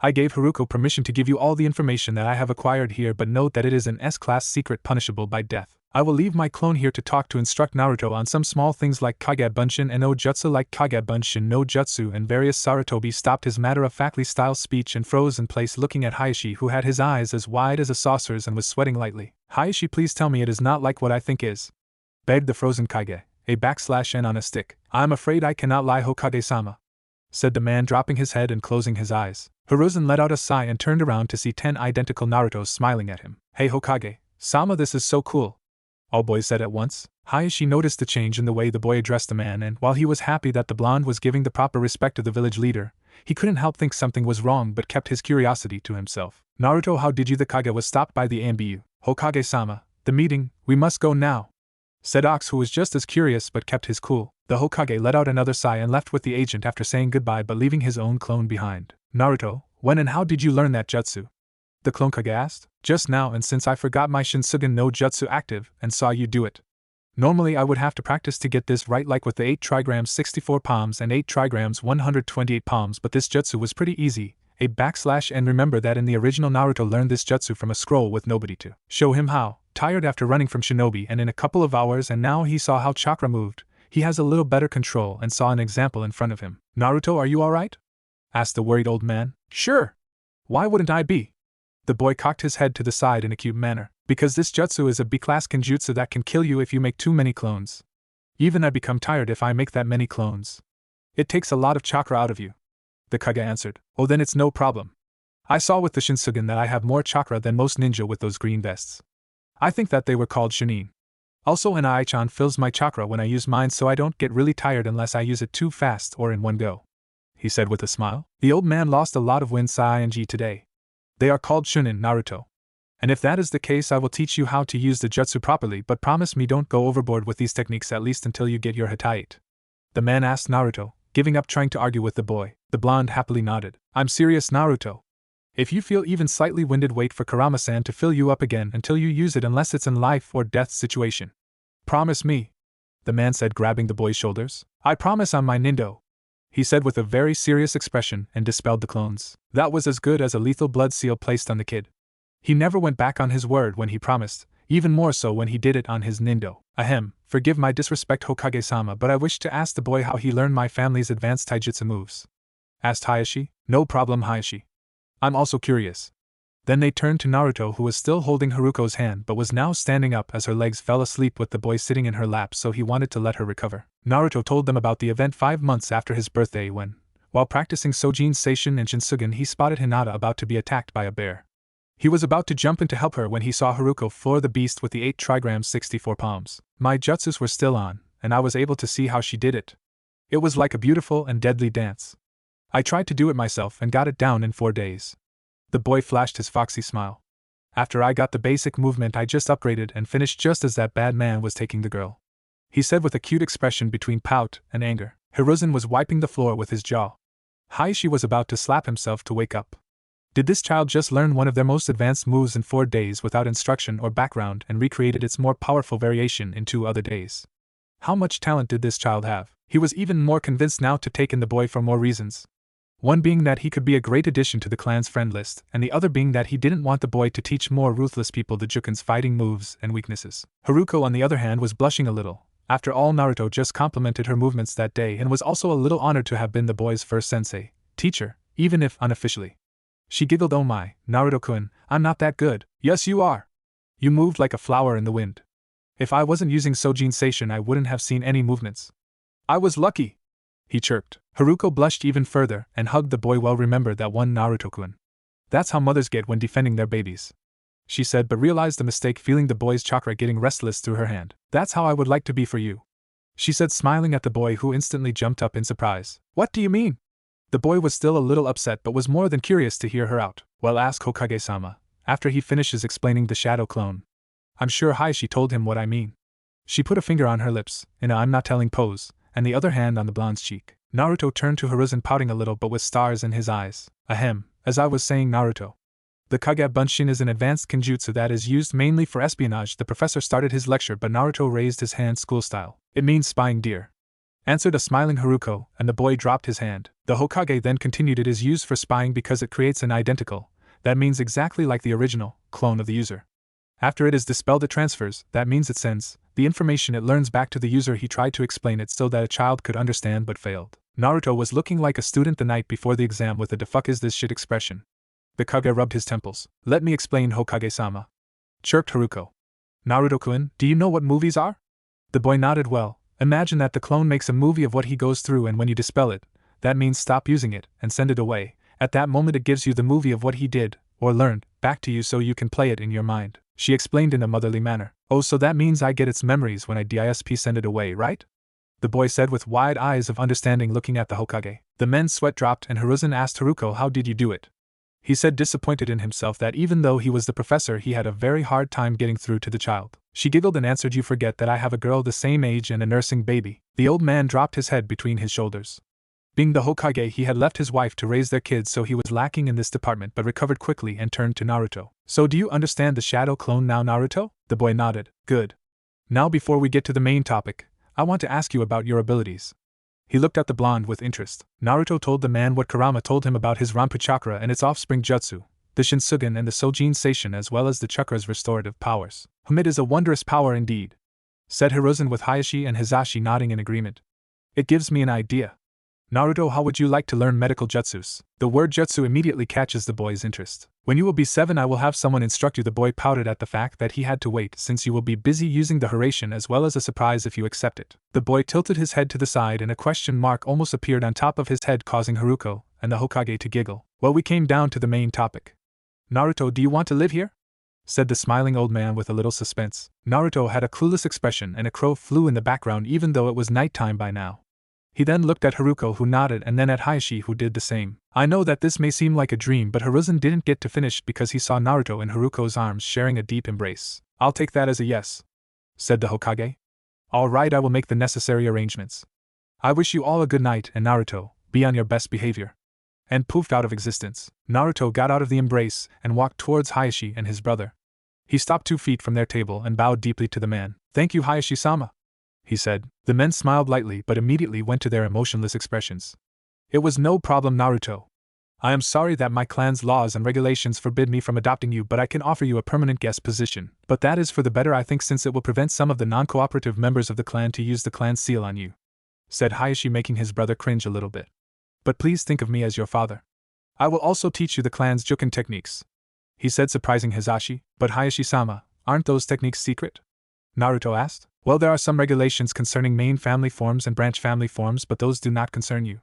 Since the juken is only useful with the Byakugan, I guess nobody made rules concerning non-clan members, answered the man, with both Hyuga males smirking at the last part. Well, I guess you can. Hayashi was interrupted when by the door guard. Hayashi-sama, Hinata-sama wishes to enter, the guard announced. Send her in, the man responded. A little girl with dark blue short hair and the same milky white eyes as the rest of the family entered. Sama, I understood that Ka-san was here and she wanted to continue, but then saw the blonde boy with whisker marks on his face looking a little dazed at her, but soon he smiled. This caused a little blush in her as she started to fidget. N. Hinata is a sheltered princess and has little interaction with boys outside her family. Yes, sweetheart? Her mother asked, but was clearly enjoying her daughter's response to the boy's presence. Hanabi-chan has been crying for some time now, and the caretaker doesn't know what to do, she said, still looking at Naruto with the corner of her eye. Meanwhile, the boy bowed to Hayashi after he told the blonde that juken lessons start tomorrow, and he will be training together with the little girl behind him. He approached her and waited for her to finish talking. Hello, I'm Naruto Uzumaki, and looks like we will be training together, he said, wanting to assume his father's family name but decided it was not the time, stretching his arm out to the girl. She jumped back a little and hid behind her mother, who giggled. Hello, I am Hinata Hyuga. She stuttered, still clutching to her mother's kimono behind the woman, showing only half a face. Now Hinata-chan, those are very bad manners. Come out from there and greet the boy properly, she said in a soft scolding tone. But Hinata tried to refuse but was forced by her mother's gentile hand and pushed towards the boy. Naruto stretched out his hand but she looked away, frightened. This made the blonde a little sad and he started to look away himself. He pulled back his hand and held it in his other hand. I see, I guess you don't want to touch me either, he said softly and with sadness in his eyes. This surprised the girl and made her feel like she did something wrong. Hinata-chan, Naruto-kun will not bite you. He is the one who got hurt saving you from the bad ninja that night, Haruko scolded, kindly and motherly. Hinata? The little Hyuga's eyes went very big in surprise, but then she took on a sad face as she understood what she did. She then lifted her shaking arm to the boy and said, thank you. Naruto immediately flashed his foxy smile and gently reached out and grabbed the girl's hand. It was no problem. Hinata blushed like crazy until he let go. Haruko giggled and got up from her sitting position. Well, I'd better go check on Hanabi-chan. Naruto, do you want to meet Hinata-chan's baby sister?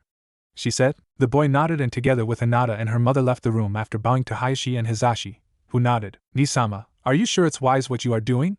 You will have trouble with the Elder Council, Hisashi asked his brother. Hisashi, I understand there will be difficult times ahead, but most of the council has seen what Naruto can do and I think that the explanation I gave Hokage-sama will suffice. If not, I will remind them who is head of this clan whether they like it or not. That boy is very special and I owe it to Minato to see to this boy's well-being, and I think that having him as a friend of the clan will prove fruitful in the long run. Also, I expect you to support him however you can, seeing that he saved your life as well. Hayashi smirked at his brother, while Hisashi raised an eyebrow. The Hyuga head then handed him a report scroll that Hiruzen subtly gave him that read. Report No 2765/H.87. Subject, Kumo Relations. After we secured a confession from the head ninja from Kumobikure that was caught by Naruto Uzumaki trying to kidnap Hyuga Hinata, we, the Konohagakure Council, demanded explanations from Kumo's Relations Department. The results surprised us. They denied the attempt. More than that, they demanded retribution for breaking the head nin's diplomatic immunity rights. The details are as follows. They demanded Hyuga Hayashi be handed over dead or alive under threat of war. The situation was resolved when a videotape of the accused shinobi's confession, performed under no physical torture, was sent detailing not only that he was ordered to enact the kidnapping but also how Naruto Uzumaki, a 5-year-old child, defeated him without taking his life. End of report. Signed Marino Ibiki, head of ANBUTNI Division. Hisashi read the letter with dread. If Naruto hadn't caught the Kyuubi, then Hayashi would have to surrender to the demands of the cloud. But why did his brother claim that he was the one in danger? This caused him to raise an eyebrow at his elder brother. Hayashi let out a sigh. Hisashi, you know that if the worst happened I would have surrendered to their demands, said the man with his branch member brother, opening his mouth to say something but was stopped. But the council would have done anything and everything to stop that from happening, and knowing they would have most certainly killed you and let you take my place. And I know you are brave and foolish enough to accept that fate, he said, looking to Hisashi, who was staring at the floor. Hayashi then smiled. Naruto-kun has done more than I could ever repay him. He has rescued my daughter from a fate worse than death, he gave my wife a chance at a normal life, and he saved my dear brother's life. I know that traditions forced us apart, and I cannot see you on equal footing and you cannot as well, but I still care for our bond, and Naruto-kun ensured that we will still be able to keep that bond between us. If that boy wanted my life I would gladly give it for him. Hisashi wanted to protest but couldn't, seeing the bare truth in his brother's words, but all that boy wants is a family, and to be Hokage. I believe that he can achieve it, and I will help him do so, and if that means I have to fight the council for that, then, those old farts be damned, I will, he said, making his brother chuckle. Meanwhile, in another section of the compound, Haruko opened a slider door followed by the 2 5-year-olds. Inside was a Hyuga branch member gently bouncing a little baby girl, trying to get her to stop crying. Let me have her, Keiko, the Hyuga matron told the woman. I don't know what happened, Haruko-sama. 1 minute she was happily asleep and then she started crying. I tried feeding her, changing her diaper, rocking her, even singing to her, but nothing worked. Keiko tried to explain. It's alright, Keiko. Remember that sometimes babies cry for their parents. Haruko tried to calm the woman. She picked up Hanabi from Keiko's hands and started shushing her, bouncing her up and down and telling her that mommy is here. This caused the baby to open her eyes a little and look at her mother. That was all that Naruto needed to see something was wrong. Haruko-san, I think that she is in pain, he said, making the woman jolt in surprise and worry. I thought of something, he said, and approached the mother, who was holding her breath. Since the room was heated, Hanabi was only dressed in her diaper. Naruto then charged Ranpu chakra in his index and middle fingers, making the tips glow a little. He then moved his fingers to her head, and she kept crying. Continuing down her throat, he went for both arms and got to the chest area, and Hanabi still didn't stop. He then went below the belly button, and that's when she quieted down, but was still sobbing. When Naruto moved his fingers, she took a second but started crying again. He then placed his fingers back and she stopped crying again. That's when it hit him. Her belly is hurting, he said, grabbing Haruko's arms, and flashed his chakra to keep her in working condition. Oh, Kami! Exclaimed all females except Hanabi. Haruko quickly grabbed the baby's blanket and wrapped her in them, while Keiko went to get some other things like her formula and stuff like that. They all dashed out the door and headed for Hayashi's office. Once there, Haruko barged into the room, ignoring the guard at the door, as he wouldn't have acted anyway. Something is wrong with Hanabi, she shouted, but not a whole scream. Hayashi was in his office with Hisashi finishing up the training program for Naruto and Hinata when his senses picked up on the fact that somebody was running towards his office. He and his brother braced themselves for anything, since running in the compound was unusual at night. The doors slammed open with Haruko panting and holding Hanabi, saying something was wrong with her. The man jumped from his position at the table and dashed to his wife's side. What's wrong?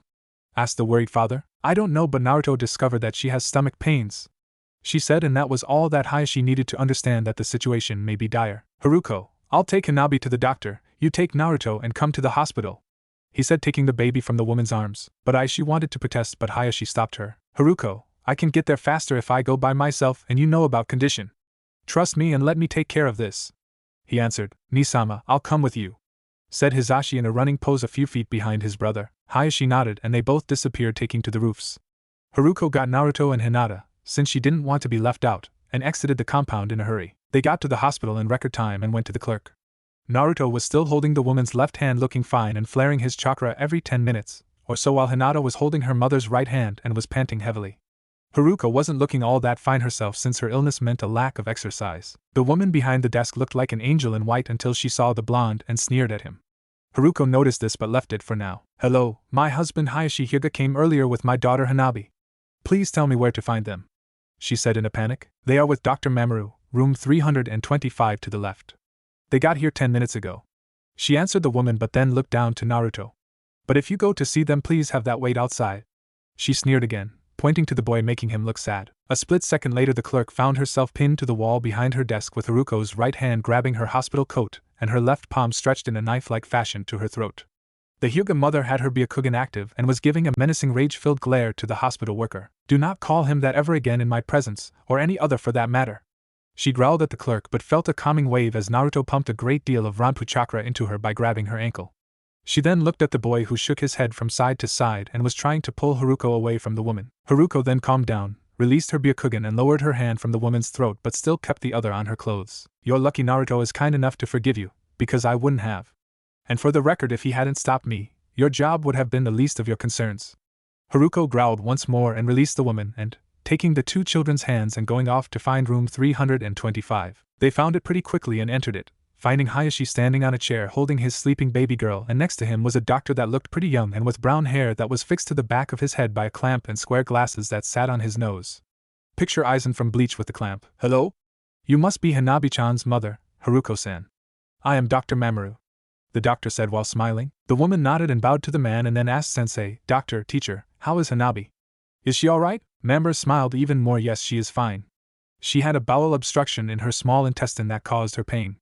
It wasn't serious yet, so we treated her with some light syrup medication that cleared her system. It is a common condition for kids this age, but I'm surprised you found out this so early on and didn't let it advance to a more complicated situation. Most parents can't tell the signs and bring their children in when the problems multiply, and if left untreated it can rupture the intestine and can lead to death. I guess having the Byakugan can help see things like this," he said, shaking his head and holding his hands in a "I don't really know" fashion. Haruko let out a long breath of relief. "Actually, we don't use our Byakugan at home except during the day for training or for special circumstances, privacy issues. All the credit for the discovery goes to Naruto-kun here," she said, and leaving the boy a little confused. So Hanabi-chan is alright?" He looked at the doctor. The sensei smiled and nodded while congratulating him for being a smart boy, making Naruto pump his fist and say "Yatta." "Alright," but making sure not to scream seeing that Hanabi was asleep. He didn't know what a family felt like until now, but he did watch a lot of families with their kids in the park when he was homeless, and knew that you should not yell near a sleeping baby. But then Hanabi sneakily opened one eye and smiled at her father, who noticed this. "Naruto," the man called. The blonde came closer until he was less than a foot away. Hayashi slowly handed the girl to him while saying "That's it," gently and with both arms. "You're a natural boy," he said, looking at Naruto holding the baby. Hanabi then opened both milky white pupilless eyes wide and then she squinted them.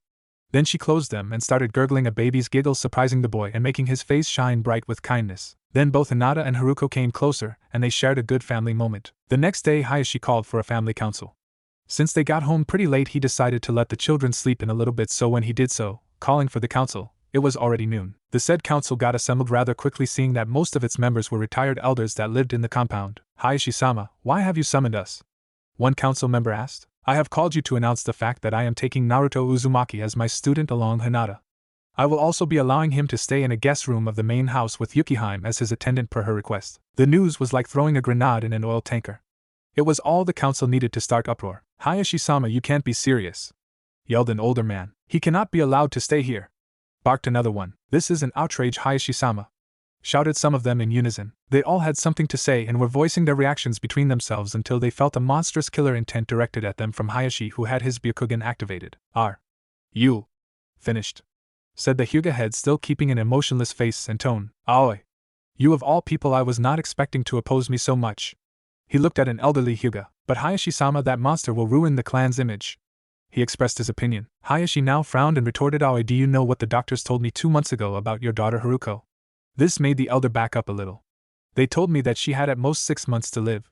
Hayashi now closed his eyes, but his Doujutsu remained active. "Last night Hanabi had a problem, and so, my wife and I took her to the hospital. After Hanabi was given the all-clear, we also went to check on Haruko's health. Do you know what happened? The doctors nearly fainted, claiming it was a miracle. Her body was slowly recovering, and they said that if this keeps up, she will be fully recovered in 2 years and have a normal, healthy body. And you know what? The doctors were right, it was a miracle. That miracle's name is Uzumaki Naruto. As you know, he has the ability to use 8 trigrams 128 palms, and that alone is a miracle. But this ability also has the power to cure your daughter, which it's slowly doing." Hayashi turned to the council, leaving the old man to pick his jaw from the ground. "Need I remind you that he saved Hizashi, my brother and leader of the branch family council, that he rescued Hinata, my daughter and your future leader, from a life as a breeding thing?" Hayashi now showed anger and disgust. "Saving our clan's honor and Doujutsu at the same time? Need I remind you that?" He shouted at the men who were left speechless and looking away. For all of this he should be an honorary member of the clan, but he's not asking for that. He's not asking for anything. Our clan members are seen as heartless monsters to the villagers of Konoha, and looking at you right now makes me think that they were right. This made most of the counselors cringe. Are you willing to throw a child on the streets? To have him fend for himself? He asked. But Hayashi-sama, what if the seal breaks and he merges with the you-know-what? One last worried man said. And you wish to hasten it? Besides, if it does, I'm sure the boy can control the beast. These words made the council raise an eyebrow at Hayashi. And if I'm wrong, who do you think that he will come for first? If anger is what drives the beast, then, do you want to cause him more pain? The men and women of the council looked pale. Most of them were already convinced of the boy's good intentions and worth before they even began talking about Kurama. But now they were petrified of the outcome of the worst situation. I want to give him support, to help him fight off the beast if needed. This was not even up to debate. I entertained your childish antics and came out very disgusted and disappointed. I will tell you again, Uzumaki Naruto will be my student and guest. Do you understand? And received honest nods from them. Good. Then this meeting is adjourned. And with that he left. It had been 8 months since that fateful meeting. Haruko had told Hayashi about the S-class secret meeting with Kurama and also let slip the story about the hospital clerk. In the background Ibiki was grinning wildly. Naruto was now practicing his Juken with 100 shadow clones. He had 50 clones spar between themselves, 30 to practice the more advanced moves, 10 to practice the basic katas and 10 to walk among the other clones, observing the actions from afar and, in the case of those practicing the katas, to correct what wrong movements they saw. The boy was already the best fighter in his age group, and could even give Hayashi a run for his money when they were fighting only with skill and not chakra, having used this training method for nearly a year and 4 months now. He first used it with Hayashi-sensei. Long flashback. Hayashi was in his family dojo in a Saiza position with Naruto and Hinata mirroring him. The dojo was a traditional one with wooden bamboo floor and paper and wood walls. The boy was dressed in an Aikido karate mixed-style gi with white top and black pants, and with his wrists and ankles bandaged, while she was wearing a black bodysuit. Naruto-kun, for 3 months now I have been teaching you and Hinata the basic katas of the Juken. I want to see how far have you are in to master them. I want you and Hinata to have a light spar right in front of me with no Bikugen or Ranpu abilities, said the Juken master, Hayashi, earning 2 eager HAI from both of them. Naruto then put his hands in a clone seal and created a shadow clone. Hayashi raised an eyebrow, but Naruto said that the clone will not interfere with the fight, but wants to make it watch so he can see his own mistakes from an outside viewpoint, asking for permission as well. Hayashi smirked and nodded in approval, and the clone moved to a safe distance and sat down like Hayashi. They quickly got into position and bowed, got into a basic Juken stance, a backslash and look it up on the net. I am too lazy to write, and waited for the go from Hayashi. He let the tension rise a bit, and saw that Hinata looked away for a bit, but Naruto didn't even flinch. The Hyuga man raised his hand and they both lowered their head. He then flicked his hand down, shouting Hajime. Start. Both kids engaged in a blow-for-blow exchange with one another, with Naruto being the better of the two until Hinata, avoiding a palm strike to the face, bent her body in an unnatural way and hit Naruto with a leg sweep, making him lose balance and fall face first towards the ground, but he did a hand flip and recovered fast, and went for the attack again, with the girl still avoiding him in ways he didn't believe the body could move. They stood still to regain their breaths, but they had their guards up. They both charged forward for the finishing strike, but before they could deliver it a loud clap was heard, bringing them both to a halt. That's enough. To me. Hayashi ordered them to come with an emotionless face. Training was the only time the kids saw the traditional image of an ice-cold Hyuga. They understood for a while now that even though he was harsh, his training methods worked, and he would sneak a smirk now and then when he was praising them mentally. They both came panting to their master and sat down Saiza style in front of him on the dojo floor. The man then closed his eyes and began speaking. Hinata, your movements were terrible. This made the girl frown a little, but she knew what her father really meant. He really said that there is room for greater improvement. Naruto helped her with these translations 2 weeks ago. You focus on moves that need power and speed that you lack. You still need more training. Rest now because you will spar one more time. Finished the man, turning to the blonde. Naruto, your movements were textbook perfect but shows signs of heavy repetition. You have been using Kage Bunshin to practice, right? Earning a nod from the boy, and so you lose the mental flexibility and creativity that comes from combining different moves. Keep in mind that a powerful Juken user is only as strong as his mind is. When using the Juken, a simple poke that nobody knows you can do can be more devastating than a perfect strike to the heart when everybody knows it is coming. He pointed out to the boy, who nodded with eyes filled with resolve. Assume your positions. He ordered them again, and Naruto dropped the bands. Naruto froze in place for a split second, looking surprised, but then started unraveling his white wrist and ankle bandages, revealing black bands that had a chain seal drawn in white on them, with the wrist ones having small reusable storage seals in the middle. Think of a wristwatch-like pattern. Hinata didn't look too surprised. Those bands were variable gravity bands that had accelerometer and force sensor seals that adjusted the gravity of them just above the tolerance level for the user, making him or her to never get used to them. Hayashi-sensei, this was what the boy called him during training. How did you know? He asked. Hayashi's expression remained emotionless when he answered. Simple, you were panting just as heavily as Hinata. Who gave those to you? An ANBU with a fox mask gave them to me 2 weeks ago. He said it was a present from Hokage-sama to make me strong. He said to never take them off no matter what. He honestly answered. Hayashi cocked an eyebrow. And you didn't find it strange that Hokage-sama didn't give you those personally? I did, but I thought he was busy, so he sent an ANBU to give it to me. Plus I couldn't see his eyes to tell if he was lying because of the mask. Now the boy was getting a bit unnerved. The Juken master let out a sigh. Naruto, that ANBU, if that's what he was, tricked you. What? Said the boy in surprise. I believe he gave you those bands to impede your movements if you ever went outside so you couldn't run if they chased you. These words made the boy cringe and tighten his fists. But then Hayashi, in a rare training moment, chuckled. Unlucky for them, thanks to Kurama-san, it actually had the effect of making you stronger, the man said, leaving a dumbstruck Naruto. Now take them off, begin your spar and you will see why. The boy complied, unzipping them from his wrists and placing them down near Hayashi. He then entered the Juken stance with Hinata doing the same. The man then shouted Hajime. Again, what followed could only be described as a nasty experience for Hinata as Naruto dashed to the side in a blur, not impossible to see. Think of the anime fight between Neji and Naruto when he used the fox's chakra. That's how it seemed to Hinata, though it was not that fast, stopping within 10 inches in front of Hinata, landing a powerful palm strike to her chest that sent her flying backwards. He then appeared behind her before she even made it to solid ground, giving a powerful kick to her back that caused her to yelp a bit, and propelled her through the air, spinning from the waist. She managed to land with cat-like grace but was heavily disorientated and was a sitting duck. Naruto was running forward, leaving a streak of white and black behind him, and was ready to deliver her a double palm strike Kamehameha style to her abdomen, when another loud clap stopped the display and Hinata buckled backwards with the boy dashed in and caught her before she hit the ground, making her blush a little. Naruto, bring Hinata over here so she can rest. And the boy complied with the order, laying her down near him and pumping a little Ranpu chakra to vitalize her. See what I meant? The Hyuga man asked the blonde, who nodded in response and was looking at his fists while flexing them, still a little surprised. From now on you may wear those bands if you choose to, but you must take them off in life or death situations. That is an order. Hi, answered Naruto. Then the man smirked a bit before looking at Hinata, who was sitting now. Hinata, don't let this experience get to you.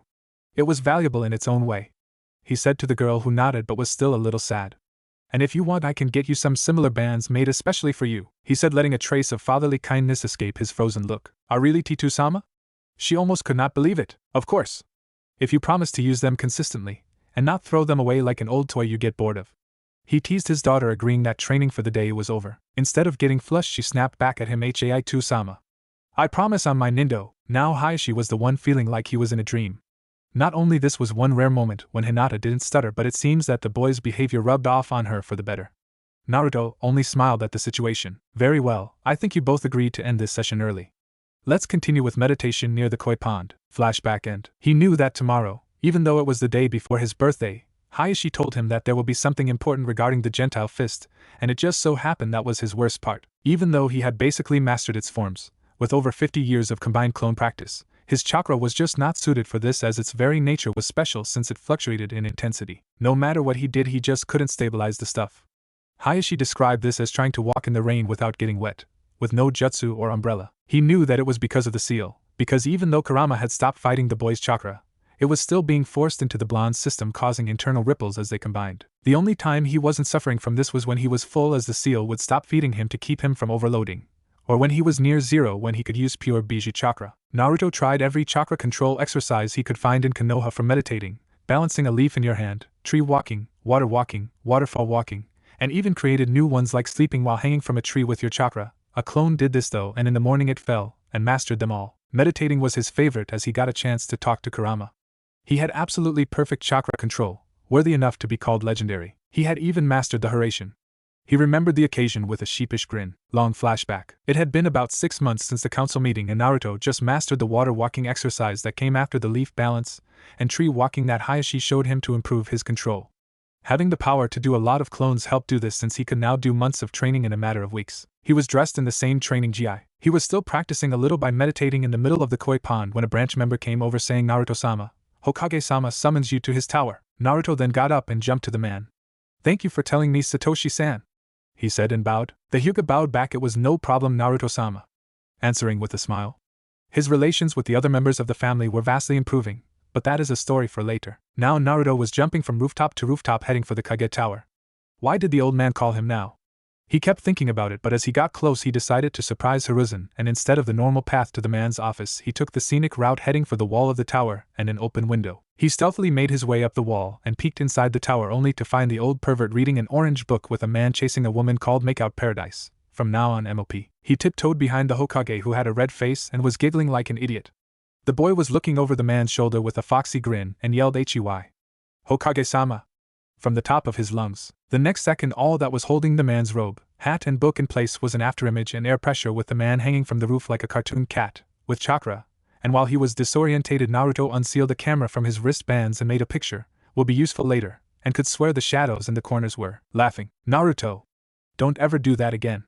screamed the Kage using a gigantic head no jutsu that would make Irika proud. "You wanted to see me?"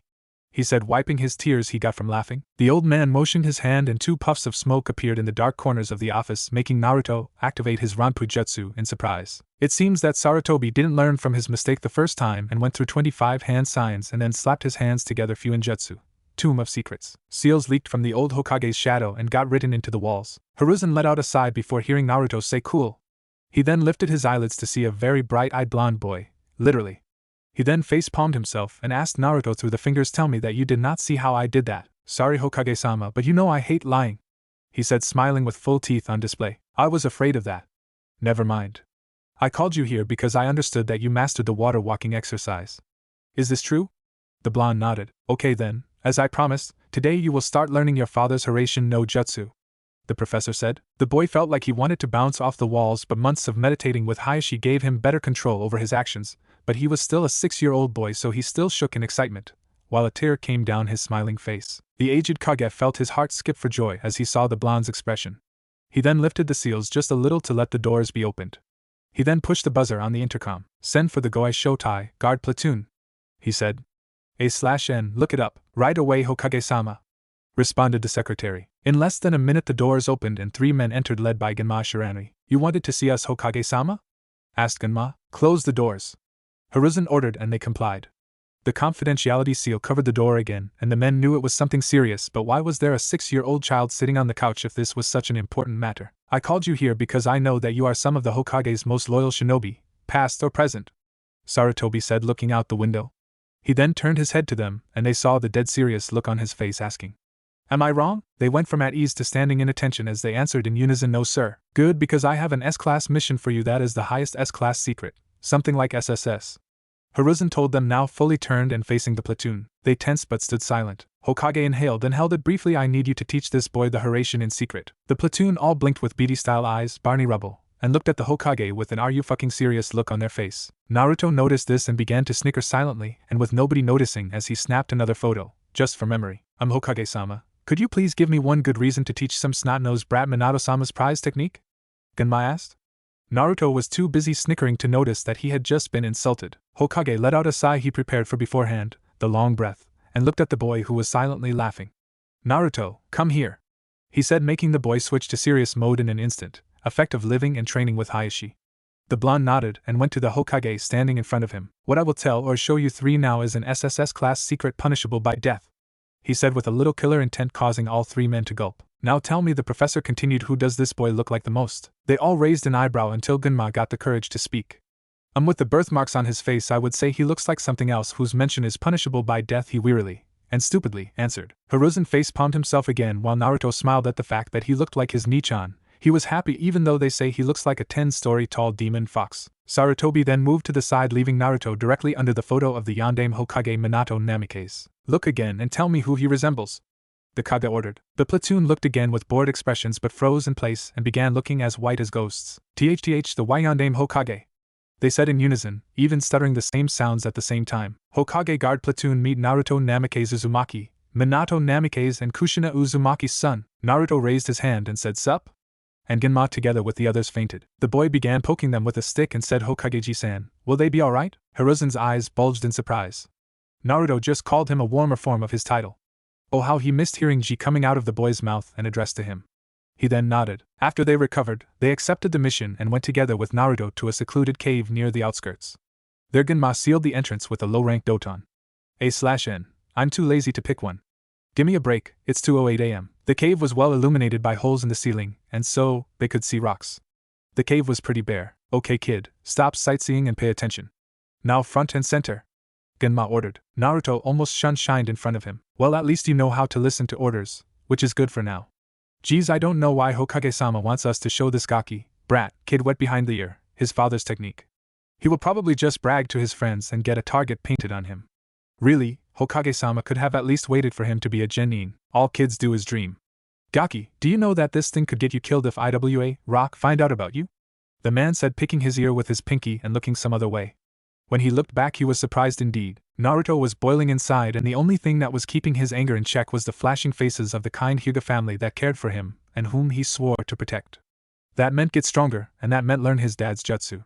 His face then got half-shadowed above the cheeks. When Genma finished his speech, the blonde reached for his seal and unsealed the kunai he used for target practice with Hayashi. The platoon went on alert, not knowing what the boy would do, but this he just cut the belt on his white top. It was tied really good as to not slip off during training, letting it unfold and fall to the ground, sliding of the child's shoulders. The squad went a little pale as they saw the preteen's body covered with faded scars, some of whom were shining in the light that seeped through the cracks in the walls. The kid looked like a broken vase that was put back together with glue. Naruto then spoke. Yeah, you're right, kids dream. They dream and dream of nothing but greatness. And I admit that I dream like that as well. I dream to be Hokage and protect those that saved me from the nightmare of my first years of life. Tell me, Genma-san, what is your earliest memory? What can you remember from your childhood?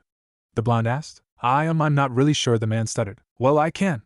I can still see the punch of the one who should have taken care of me at the orphanage, flying towards my face in slow motion. I can still remember the first meeting with starvation as I ate only moldy bread, the first sting of the kunai that hit me in my back, as I was running for my life. The first pain of the bat that swung at me, the first fire that ate my skin as I was burned at the stake. Naruto paused a little bit, seeing the compassionate and worried look on the men. But I also remember that first night I met my Anai-san, the first time I saw Haruko-san defeating a bear, the first time I felt the warmth of an embrace, the first bowl of ramen, the first time I held Hanabi-chan in my arms, and the first time somebody considered me human and gave me a home. Naruto yelled at the men with eyes filled with both pain and happiness, making them sweat and take a step back. They saved me from that hellish nightmare called loneliness, so now I can dream too. He took a step towards the men, who backed up some more. Naruto closed his eyes. Now I dream. I dream of protecting the people I care about, and the village they love so much, so they and their kids will never suffer that horrible ordeal. And so, my dream became my ambition. He opened his eyes, showing the will of fire burning like the sun in each one. Because being Hokage is my dream. All men had their mouths open slightly, looking at the blonde, but then Genma knelt on one knee and the others followed. And should your dream become real, the Hokage guard platoon will be your shield, he said, and Naruto smiled. Yosh, let's get to it. This brat's not going to learn his dad's jutsu by himself now, is he? In the Hokage Tower, Hiruzen was looking through his crystal ball at the scene. He then lowered his hat on his face and spoke. Couldn't have said it better myself. A/N. When I'm writing, nothing is known about the Hirishin no Jutsu in the original series, manga, just as Naruto learned the name of the 2 to 7-tailed beasts, except that it is similar to the summoning jutsu, SJ, and its variation, the reverse summoning jutsu. As I see it, the SJ and RSJ, the ninja opens a space-time window and uses his chakra to pull the summoned creature through that window. The Hirishin, I think, uses chakra to push, rather than pull, the user through. What I don't know is how that SD window is formed or how big it is, and if the traveling body deconstructs, kind of like Stargate, when traveling through, though I think not, for a couple of reasons, and other special conditions like why the yellow flash occurs or why the kunai are different. Since the original may still present the jutsu, and how it's done, I will be as evasive as possible on how Naruto learns it to avoid ruining a later reader's image. Sorry, but hey, I expected Kurama and Naruto become buddies ever since I saw the battle at the Valley of the End, so maybe I'll be lucky. 4 days later, Naruto learned how to send objects to other parts using the Hirishin, as well as how to do the target seal, thanks to 60 clones practicing with him. He was using his clones and practicing with rocks, as Genma said that. Kid, remember that I told you it's like a summoning jutsu but chakra works the other way around? Naruto nodded. Well, when you use the summoning jutsu, you use hand seals and your body as a beacon to keep the window open. The Hirishin uses only your chakra to keep it open, so if you goof before getting to the other side, you get crushed by it. Just so you know, it takes all 3 of us to keep that from happening, said Genma, pointing to his partners, making the boy become curious and frightened. Okay, until you get the feel of the jutsu, I want you to practice moving rocks with the Hirishin. Start with ones that fit into your hands and move on to bigger ones. Naruto looked to Genma with a pout and squinted eyes, surprising the man. What? Asked Genma. So that's why we train here, declared Naruto, looking to the rocky cave, making the man sigh in relief. Yup. Now get to it. He bent his torso, looking directly into the boy's eyes. Hi! 4 hours later, the blonde and his clones were making sand and pebbles out of hand-sized rocks. All of them were looking frustrated and tired. Genma saw this and moved to the original. Listen kid, don't lose your cool. With this jutsu, getting impatient could be deadly. It took me and my mates a long time to learn this jutsu, and we are, tokubetsu or special, jounin, and we had help from its creator. If it was easy, then the Sandaime would have learned and used it, but it's not. Just take it easy, you got time. I want you to practice like I told you every day here, and when you can move a boulder to the maximum of your chakra reserves, come to me and we will move on the finer parts like sensing the right target and eventually jumping a living being. He told the blonde, putting a hand on his shoulder. Naruto smiled and nodded. 2.5 weeks later we find the boy heading for the Hokage's office. He passed the secretary and knocked on the door. He heard come in and entered. He found the old man behind a mountain of paperwork tying a rope in a way made it look like a noose. Naruto, what brings you here? Asked the man in a weak voice. Hokage-san, are you alright? The boy asked worryingly. The Kage released a sigh and looked at the boy. No, Naruto. I'm too old for this blasted paperwork that's eating away my life. But don't worry about it. What can I do for you? Well, I was looking for Genma-san but I couldn't find him. I finished the first part of the training, and I wanted to show him. The blonde answered. Hiruzen was surprised that Naruto finished that part so fast. He got a report from the man a while back that told him of the training and how difficult it was, as it took 3 jounin to do the jutsu. He shrugged it off, blaming the boy's genes, and summoned the guard platoon, who arrived under 2 minutes. Hey Genma-san, I finished it. Chirped the boy, making the man's sweat drop. Okay kid, let's go to the training area and you can show us. The man smiled. Not the training area, since it doesn't have big enough boulders. Let's go to the top of Hokage Mountain, there's some good ones there. Chirped the boy again, giving the men beady eyes. Oh okay. Genma stuttered. When they were about to leave, Naruto turned to the Hokage. Hokage-san, why don't you use shadow clones to do the paperwork? I do it all the times with Haruko-san when studying or doing homework. I even have one now, studying with her and watching her health. Gne, bye, see you later. He walked out with a smile. A/N, old idea I know, but it works. Sarutobi now had the top of his face shadowed and had a blue background. He then went through about 7 hand signs and then put his right hand on the desk, whispering Tokubesta Kuchios no Jutsu, Special SJ. A wooden target about 1/2 meter wide and 1/4 inch thick materialized where the man had placed his hand. There was writing on it that said, in case of realizing something obvious and simple, use this, and the man proceeded to get full points, banging his head against the bullseye. Meanwhile, on Hokage Mountain, 3 men and 1 boy were standing at the base of a boulder 1.5 times the size of a double-decker bus. This one should be good enough, said a smiling boy, making the men sweat. Kid, what do you mean good enough? For what? Genma asked, a little worried about the answer. What do you mean for what? For the hieration, of course. You told me to send a boulder the size of my chakra to the target seal, but I had to leave a clone at home with a good amount of chakra to study and take care of Haruko-san, so I'm about 2/3 full.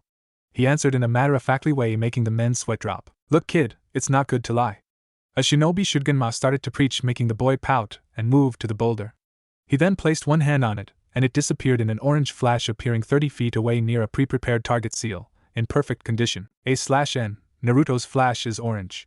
His father was the yellow flash, and his mother was the red-hot habanero, so his color is orange. I am one of the few who support Naruto's choice of color, and think that if they could use henge, why care about the color of their clothes? I mean, the blonde could henge into tar and become perfectly unrecognizable. The men's jaws became unhinged, and they looked like Jiraiya walking by mistake into a gay bar. No racism, or however you call it, intended. They just couldn't believe it. Near them, a panting Naruto, you were saying? They all shook their head and then looked at him, smiling. Genma gave him a smooth, toothy smirk and said, well done, kid. Well done. They spent the next month and about 1,500 total shadow clones teaching the kid how to jump living beings and fine-tuning the jutsu, as well as teaching Naruto how to make and place a target seal without writing it. At the end, they were in the forest on the outskirts of the village about to test him. Okay kid, we placed those 70 target seals that I asked you to make me yesterday all over the village and surrounding area. Each of them has a flag. I want you to get those in under 10 seconds. The boy nodded. In case you complain later, I want you to know that your dad could defeat a small army of 700 in that time, in the heat of battle. Live targets that move and fight back, you got that? Naruto nodded. He always loved to hear stories about his dad. Genma pulled out a big digital stopwatch and placed it on a rock above a target seal. Ready, set, go. The man hit the start button of this device, barely having time to pull his hand before Naruto appeared with the flags and hitting the stop. The man then looked at the watch. 0.32 seconds. Not yellow flash level, but it's very impressive. The boy smiled at the praise, but then got a thought about asking him, what is your time? The men then began to sweat and looked like they stepped on something nasty. They then turned to each other and looked at the ground while a dark cloud formed above them. Genma then mumbled something. Sorry, what? Naruto asked, a little worried about them. 1.21 seconds. They dropped to the ground and started playing with the dirt, while Naruto rubbed the back of his head and smiled. A/N. Like I said, sorry for the vague description of the training. And flashback. Naruto snickered a little bit remembering this but dropped his shoulders and let out a sigh realizing that he still didn't get his Juken down. He then finished his training understanding that he should go and rest seeing the sun go down. He dispelled the clones and got their memories back but there was almost no clear improvement in his control. He then walked back to the Hyuga compound. He would have flashed there but he promised the Hokage not to use it until he became a shinobi. He opened the gate and walked in and saw a Hyuga boy a year older than him practicing his taijutsu. The boy was a little taller than him, and had long hair that reached down to his shoulder blades where it was tied with a simple piece of cloth. He was Neji Hyuga, son of Hisashi, and even though he only knew him for a month or so, he became Naruto's best boy friend. He remembered the day when he met him. How could he forget? It was his birthday after all. Long flashback. It was the morning 10th of October, and the festival honoring the defeat of the Kyuubi was in full swing. Naruto was in his room hiding, since old habits die hard and this one was beaten into him by his caretakers, orphanage, and villagers. He was sitting in a lotus position, meditating and talking to Kurama. Hayashi was at the hospital with his wife for her monthly checkup. Kurama and I-san. The boy shouted at the 10-story fox. Naruto had figured out a long time ago how to change this place, and now it looked just like the Forest of Death, Training Ground 44, that Naruto used to train in sometimes, even down to the small animals. Naruto also reduced Kurama's seal manifestation to a body seal made of 13 bracelets that covered his wrists, ankles and tails that had soundless chains connecting them to a metal collar that had the circular seal lock on it. The area even had a day-night cycle and all damage Kurama did regenerated overnight. Of course Kurama couldn't use his full chakra abilities thanks to his seal but it was still nicer than a sewer. "Hey there Kit," answered the resident fox. "Know what day is today? I wonder, what could today be that got you so excited?" He pretended not to know. "Ni-san." The boy pouted. "Hee hee. Happy birthday Kit. Sorry I couldn't get you a present, I was only sealed in your abdomen," teased Kurama. "Don't need any," he answered making the bijou raise an eyebrow. "After all, on this day I got my Ni-san." He flashed a toothy grin but there was a hole in them. He was a growing boy after all and his baby teeth started falling. Kurama looked at him in surprise but then bwch. "What happened to your teeth? Did you scream so much that they fell out?" The fox laughed. "Nope. Haruko-san says that my baby teeth are falling out so I can get stronger ones," he answered with an expression that was a cross between matter-of-factly and pout. "Kit, love to stay and chat but somebody is looking for you on the outside." "Okay. Bye Ni-san." The boy chirped and awoke to the sight of Hisashi that had his hand on a Hyuga boy about the same age as Naruto. The man smiled and bowed a little at Naruto who had gotten to his feet. "Naruto-kun, I came to wish you a happy birthday. I brought my son with me today so you can meet him. Say hello Neji." The man turned to the Hyuga boy. The boy looked a little stiff when he took a step forward and bowed greetings. "I am Neji Hyuga. If my honorable father is correct then I wish to extend my birthday salutations as well," he said in a very respectful tone. Now Naruto was no longer a stranger to etiquette or knowledge as he was at first. Haruko taught him, mostly his clone, about the finer movements and speech patterns concerning manners and such but Neji's speech left him dumbstruck. "Neji means that he also wishes you a happy birthday," said the man who was laughing a bit. "Oh, then thank you both." The blonde bowed. "Neji, I have to go meet with Hayashi-sama. Why don't you stay here with Naruto and have fun?" the man said smirking a little bit towards the blonde and heading for the door. "Hi Shikyu." "Honorable father," Neji answered. Naruto then walked a bit closer to the boy. "So what do you want to do?" the blonde chirped. "Anything you want to do Naruto-sama," was Neji's emotionless response making Naruto cringe. "Okay. Then I want to do what you like," responded the boy showing a sneaky grin. "Well, I like training." "I'm sure Naruto-sama wouldn't like that on his burr." Before Neji even finished his sentence, Naruto got up and changed out of his indoor orange silk kimono that Haruko got him as an early birthday after convincing her husband and got dressed into his training attire. "I love training," the blonde chirped. Neji smirked. Even though this boy Naruto was a bit impulsive, he was beginning to like him. They made their way to the dojo where Naruto practically wiped the floor with Neji. After a couple of hours in there we find Naruto standing above the boy who was on the ground, breathing heavily. "Why are you so strong?" asked the Hyuga boy. "I told you that I love training. I do it any time I have the chance. Besides, if we would have used chakra then I think our places would have now been switched since my chakra is just not suited for Juken other than for short bursts," chirped Naruto, happy to be training with a boy his age for once. "But still I'm the older one. Why is there so much difference in our fates?" Neji looked away. "Fates? What does that got to do with strength?" the blonde asked confused. A surprised Neji turned again to Naruto and began explaining it has everything to do with strength. It is decided from birth how much power and strength we have. Fate plays favorites, understand? The boy snapped at Naruto, who saw the same sadness and anger he saw in Yuki the first time they met. Meanwhile, somebody was listening to their conversation just outside the door. We are destined from birth to follow the path fate drew for us, and we can never escape. Never. With that, Neji turned and walked outside the dojo. Naruto stood there in a sad thinking pose until the person listening entered the room. That boy has always been like that. Ever since he got the seal on his forehead, he has stopped living for himself, no matter how hard I tried to make him snap out of it. I'm afraid that one day he will let himself die just because he thinks that fate decided it for him," said Hisashi in a fatherly tone with concern etched on it. Naruto then clenched his fists, bit his lip, and ran after the boy. It took Naruto 10 minutes to find the boy, using the Shinsugen, to find Neji practicing in the woods just outside the compound. Unknown to him, somebody else found the blonde and began stalking him. "Lower your hips a bit and relax your waist," Naruto said to Neji, who wasn't surprised by the blonde thanks to the Byakugan. "Thank you?" he responded emotionlessly. A moment of silence was taken as Naruto looked at the boy who was still practicing. "Listen, Neji, I can." The blonde didn't get to finish his question when he heard some leaves and twigs rustle. Both boys turned their heads to see a slightly inebriated Jounin. Naruto started backing up when he saw his face, trembling a little bit. Inside him, Kurama growled like a raged beast. A/N, creepy Orochimaru-like laugh, but with a lower, deeper tone. "Kukuku, I thought I burned you alive, demon. I guess I was too soft on you. I will make sure not to repeat the mistake, Yandame-sama's mistake, and kill you." It was the same man who burned Naruto at the stake about a year ago. The unnamed Jounin pulled out a kunai and threw it at Naruto. By now Naruto got a little of Kurama's chakra that calmed him down and made him focus. Also, it did help that the man insulted his father. Naruto activated his Shinsugen and Sojin Seishin. The blonde avoided the kunai and dashed to the woods but forgot to take his bands off, so the said Jounin caught up with him easily and slashed out at Naruto with another kunai, who avoided this time as well. The man was on the offensive while Naruto was on the defensive, jumping and avoiding the Jounin's attacks. The blonde then took out a kunai of his own from the seal on his bands and began to exchange blow for blow with the inebriated shinobi, who barely avoided a Juken strike to his arm and jumped back. The man went through a few hand signs, but his senses picked up on movement behind him, not reacting fast enough to avoid a palm strike full of chakra to the legs by Neji, making him wobble. "You brat!" he yelled and backhanded the boy, who flew back, hitting a tree and coughing blood. "For defending that thing, I will kill you and blame the demon," he said as he threw a shuriken, and doing a few hand seals he shouted Shuriken Kage Bunshin, Shadow Clone Shuriken, and the shuriken that he threw became 100, all heading for him. Neji accepted his fate and closed his eyes, waiting for the pain. He waited and waited and waited, but it never came. "Are you alright?" he heard Naruto calling for him. Neji opened his eyes and saw the blonde over him, with his clothes torn, his torso bare, except a few pieces of cloth here and there, and bleeding a lot. In his chest there were 7 shuriken that Naruto couldn't deflect, that poofed out of existence, leaving 7 holes. "Why?" Neji cringed. "Why did you save me?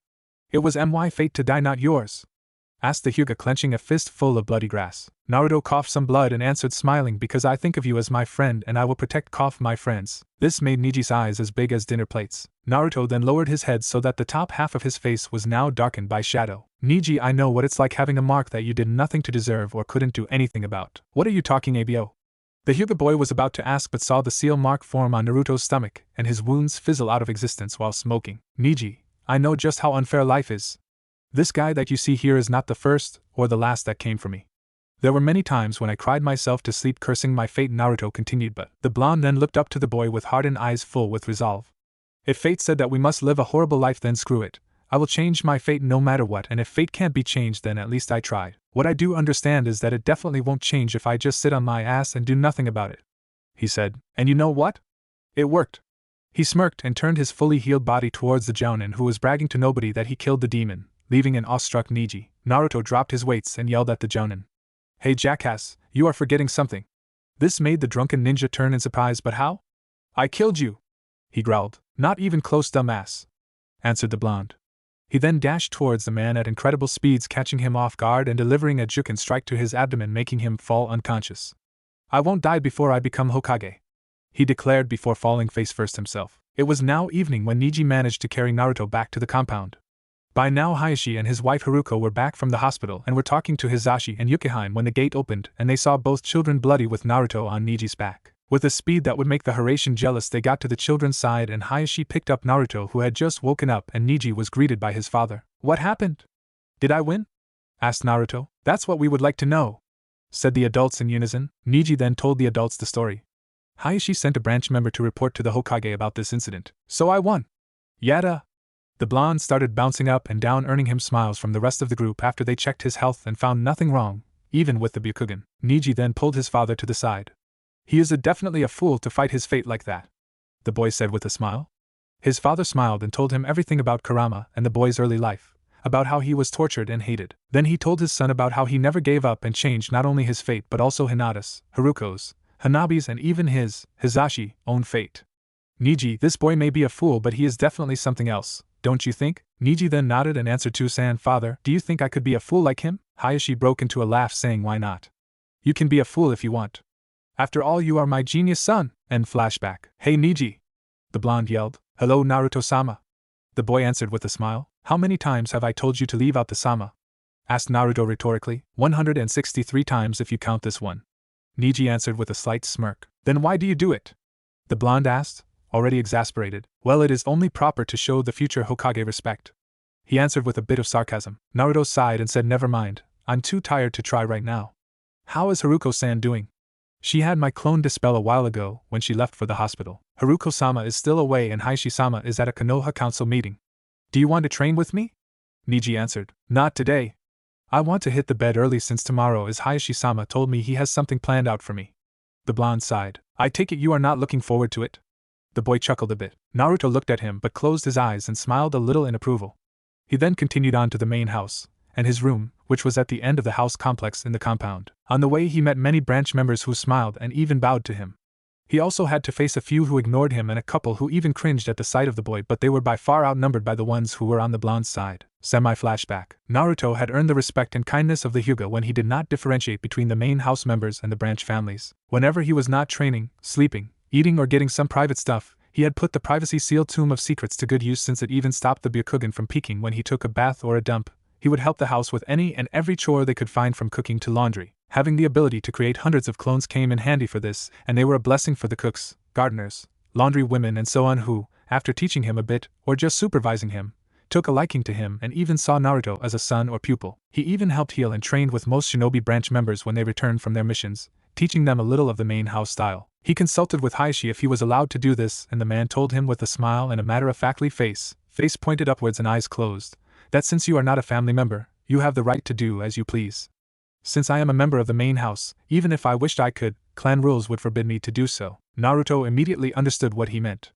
Look underneath the underneath saying that was taught to him by the man. It meant that Hayashi was practically asking the boy to do that since, even though he wanted to, he couldn't because of the clan rules. This made the branch families love him even more, and when Naruto gave them the translation to Hayashi's words under oaths of secrecy, the rift between the clan divisions, main and branch, began to close, if only just a bit, and the branch members to respect Hayashi not only out of fear. SFB end. At the council meeting the room was split between the civilian part and the majority of the shinobi council.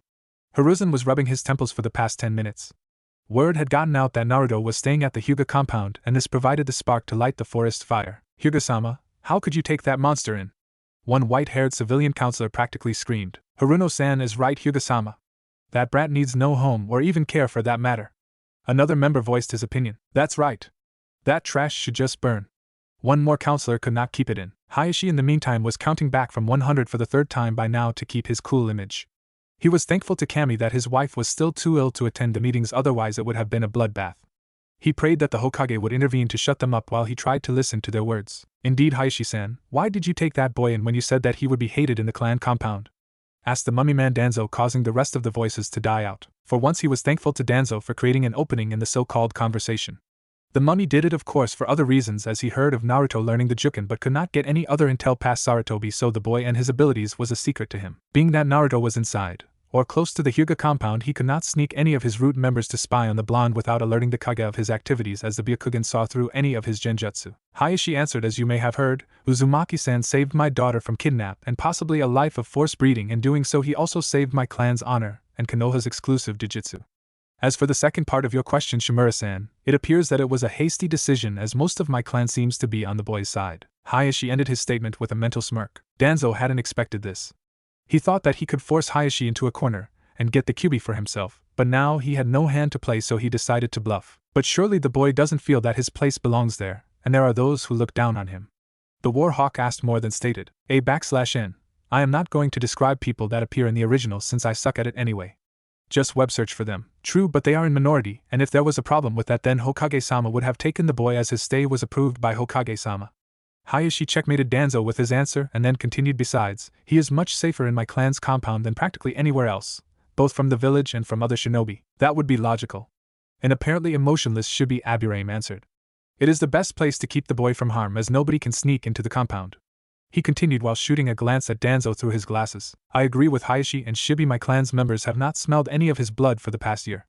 Some Inuzuka backed him up. It has been a little bit more quiet in the TNI department since people stopped going after Uzumaki-kun.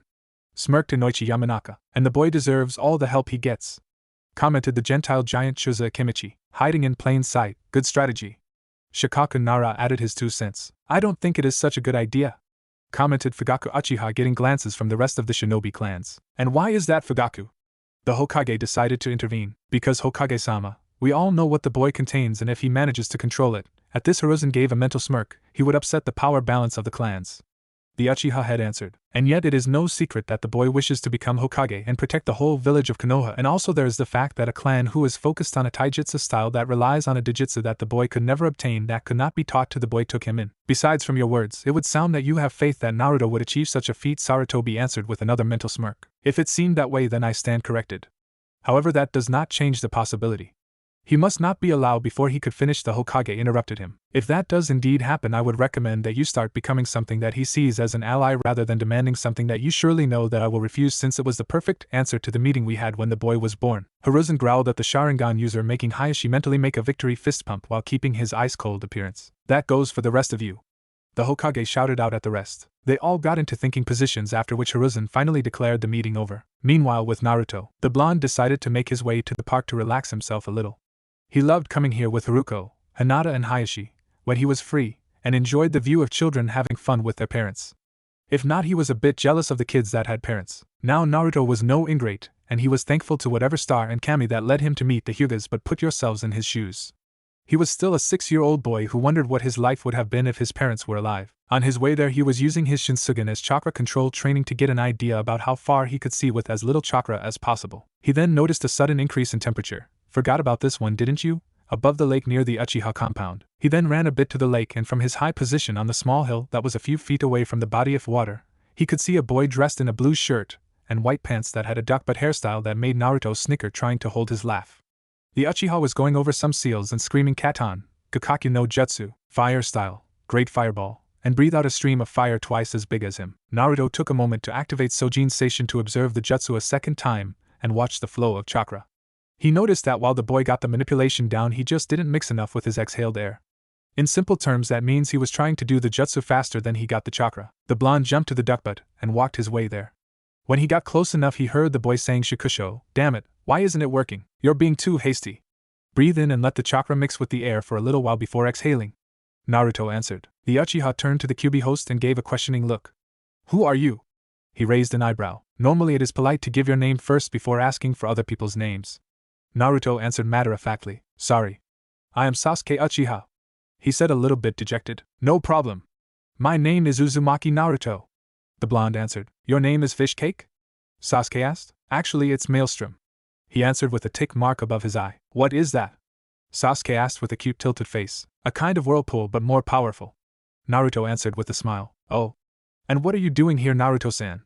The duckbutt got curious. Well, I was just out for a walk and I saw you struggling to do that jutsu and thought you might need help. The blonde answered with a finger to his chin. What do you know about jutsu? You can't be any older than me.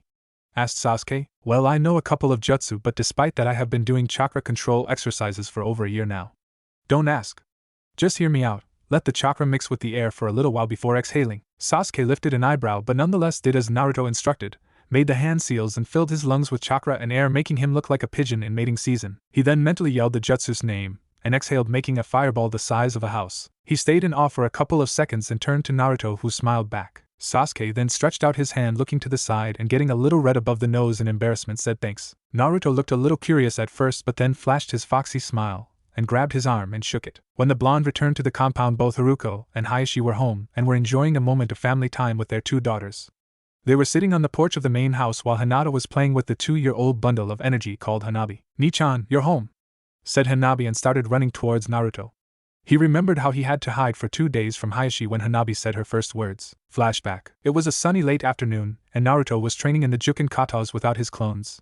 He decided to take it easy with his workout today since he had to babysit Hanabi for the day while Hayashi and Haruko were gone on official clan business. He left a clone to watch over her but continued to remain close just in case. An hour later the clan head and his wife returned and found the blonde practicing his form.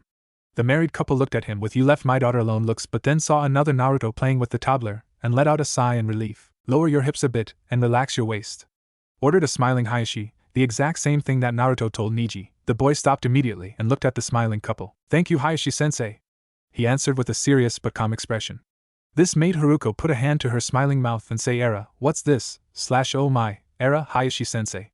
Looking at her husband who jumped a little and blushed. They all then went to Hanabi's side with Naruto dispelling the clone. The toddler was in her playpen when Hayashi bent towards her and picked her up. She smiled and giggled when her father started cuddling her. Seeing this, Naruto thought of returning to his training and began walking back. Hanabi saw this and began getting restless and gurgling some baby sounds while stretching her arms towards the blonde. "What is it, sweetheart? You don't want Naruto and Ai-chan to leave?" Haruko started to caress her daughter's hair. Hanabi got more agitated with each step that the boy took until finally she managed to speak. "Me and I. *bu**, baby talk, no and I." Naruto froze and then turned around. Haruko and Hayashi had eyes the size of saucers.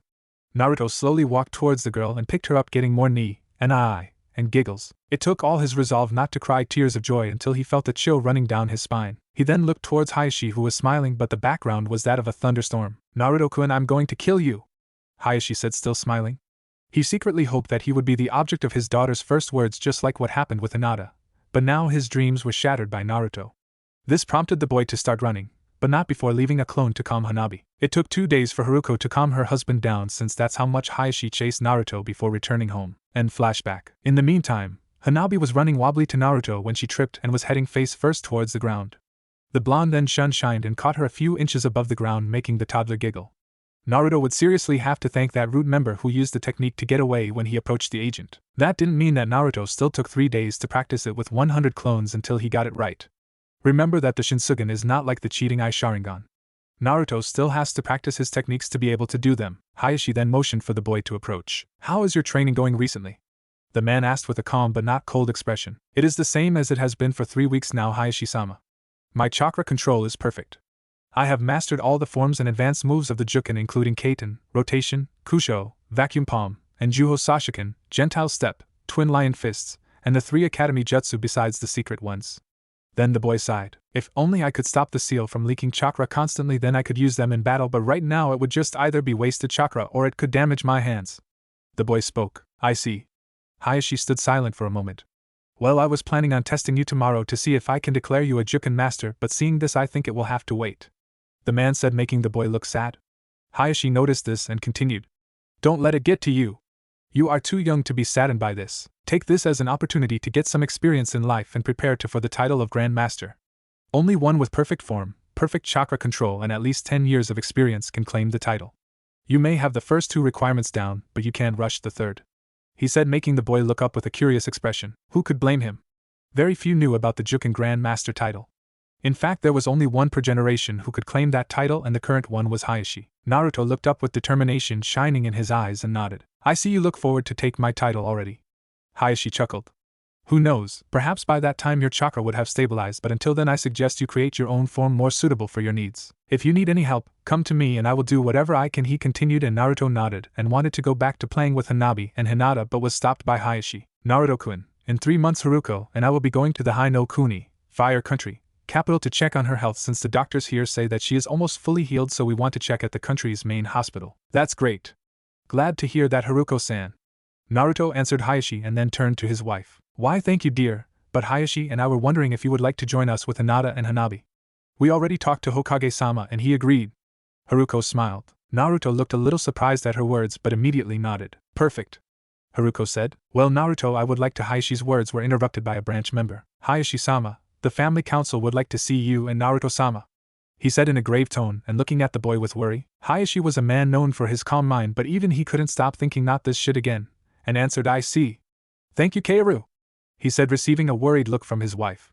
He reassured her with a nod and then turned his gaze to Naruto, who understood and followed. In the council chambers, Hayashi entered the room followed by Naruto. They saw the council men and women sitting Seiza style around a low, round table with 2 spots vacant between them, one distinctively smaller than the other one. Hayashi proceeded to occupy the smaller one while Naruto took the other one. After a few moments, one elder broke the silence. Hayashi-sama, we have requested your presence here today because we consider that there have been grave violations of our family's traditions and regulations, all concerning the boy. The old fart claimed, shooting a disturbing glance at Naruto. Hayashi kept his eyes closed and thought, oh boy, here it comes, answering I see.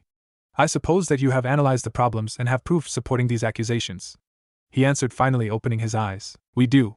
For the past time Uzumaki-kun spent here, we have acknowledged the fact that you were to teach him the main house Juken style, but we did not approve of the fact that he may teach the style to the branch members of our clan.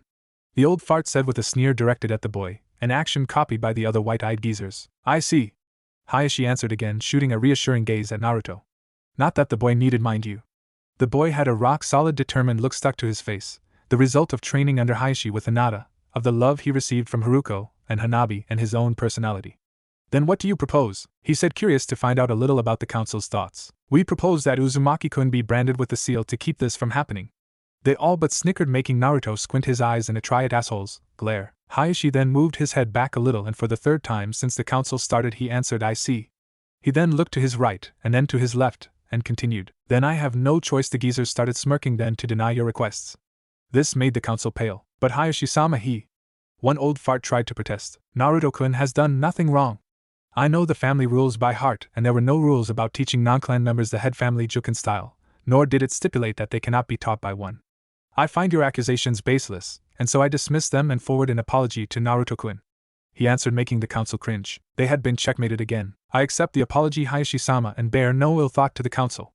The boy claimed with a stoic appearance. Hayashi nodded and continued, if there are no more concerns then I would call this meeting adjourned. There is one more matter, Hayashi-sama. Another counselor stated. Hayashi turned his gaze at the old prune. We have to talk about what age will Hanabi be branded to the branch house, he commented. Hayashi was thrown in thought, but moments later he snapped back to reality when he felt an enormous killer intent flooding the room, making it hard to breathe for even the Hyuga head. The whole council turned to the source of the monstrous ki. Naruto was standing there smiling, but was leaking enough anger that a fly that had sneaked into the room fell dead as soon as it came within a foot's distance from the blonde. Naruto then proceeded to talk while keeping his eyes closed. Honored council, I am sorry for rudely interrupting the session, but I have to tell you something you should know. Touch even one hair on Hinata-chan or Hanabi-chan's head, and there will be hell to pay.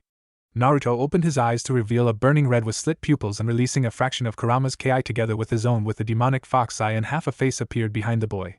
Think Valley of the End after Sasuke Chidori had Naruto in the chest. The sight of Naruto's eyes and the feeling given off by the blonde made the council jump and say Kyuubi in unison.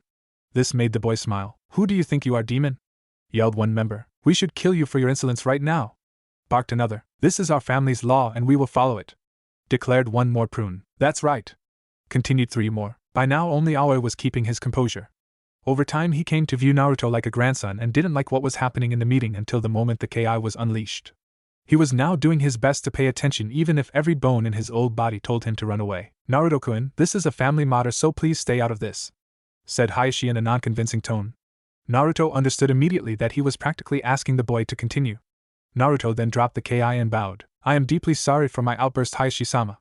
I will stay out of family matters, he said with full seriousness, but when he lifted his head he flashed a grin. But as a citizen of Konoha I cannot stay out of legal affairs, he continued, making the council even more worried. The honored members of the Hyuga Council are hereby accused of breaking Sandaime-sama's law concerning the Kyuubi no Yoko, which only I, Hokage-sama, and people we permit are allowed to talk about, the boy declared while holding a recording tag he saw a root member create while looking at him with his Ranpu techniques, making Hayashi's eyes widen in surprise but gave a mental smirk. The Hyuga head took the hint. But Naruto-kun, that law is punishable by death. Should the law be acted upon, it would not only spell the death of all council members except Aoi, but it would also bring great shame upon our name, he continued, faking concern. Indeed, Hayashi-sama, but the honored council has so vehemently declared that they must follow every law there is, family or otherwise. I am just following their example, he continued in a matter of factly way. Now if the council showed me otherwise, I would reconsider my actions, the boy said, looking at the old farts. They were white as paper and looked like they lost a few years of their already short remaining life. One of them then recovered his composure and snapped at the blonde. Are you threatening us, the Uzumaki-san? The boy adorned an evil smile that would make the old Kurama proud. There was no need for an answer. He got them by the balls and they knew it. Very well, we will give you an example by not touching Hinata or Hanabi with any sealing intention, one of them said. Not good enough, Naruto claimed. What? Another counselor wanted to ask but was interrupted by the boy. I will be frank. Naruto then slammed his hand on the floor and a confidentiality seal, Tomb of Secrets, appeared that stuck to the different surfaces of the room. He practiced it with so many clones that he could now do it without hand seals, and seals seemed easy to him even if he knew only 3. The sealing will stop now, one way or another. How dare you? You have no right to call for such a thing. One female member growled at the boy. They could not touch him since not only Hayashi protected him, but he was already a Juken master in all but name. Not to mention they were scared out of their socks since Hayashi told them that if the host dies the Kyuubi reforms after some time, right where the host was killed. If the Sandaiji-san's law is acted upon it would spell the end of the council, and you all know that Hayashi-sama and Haruko-san are against the branding, only agreeing to do so to keep harmony inside the main family. So, like I said, one way or another here, you may keep the events that took place here secret. But this tag goes straight to the Hokage if I see one more seal on another forehead that was not there before, or if I hear that it was used one more time. He smiled, letting out not ki but sheer power that made the old prunes feel like they were in the path of a Force 7 hurricane. A/N most modern scales go up to 5. Naruto then lifted the confidentiality seal and walked out the room, leaving the council scared shitless. Hayashi had wide eyes in surprise at the turn of events, but inwardly he was laughing his ass off. Later that night Hayashi told Haruko what had happened in full detail. Era did Naruto did all that? Won't he be in danger now? She said with concern in her voice. Hayashi chuckled a bit. Not really. I will keep those old has-beens off his back, he said, reassuring her. Even though she was now almost healthy, he still tried to keep her away from stress. But won't he be in danger if the council sends someone for him? She asked. Well, most clan members are willing to die for him already since they see him as part of their families, and I will keep an eye on those who don't. And they won't try to do anything to him inside the compound since they know about Kurama's revival, and I don't think they want to deal with a pissed-off Bijou on clan grounds. Actually, I think that last part will make them protect the boy. Hayashi chuckled again and was imitated by his wife. Yes, you are right. Naruto is safe and sound while he stays close to the compound, and outside he is either watched by ANBU or can take care of himself with his father's jutsu as well as his own, she said, snuggling against her husband who embraced her. Really, that boy turned my life upside down, but all for the better. He has the guts to do what I always wished for and more.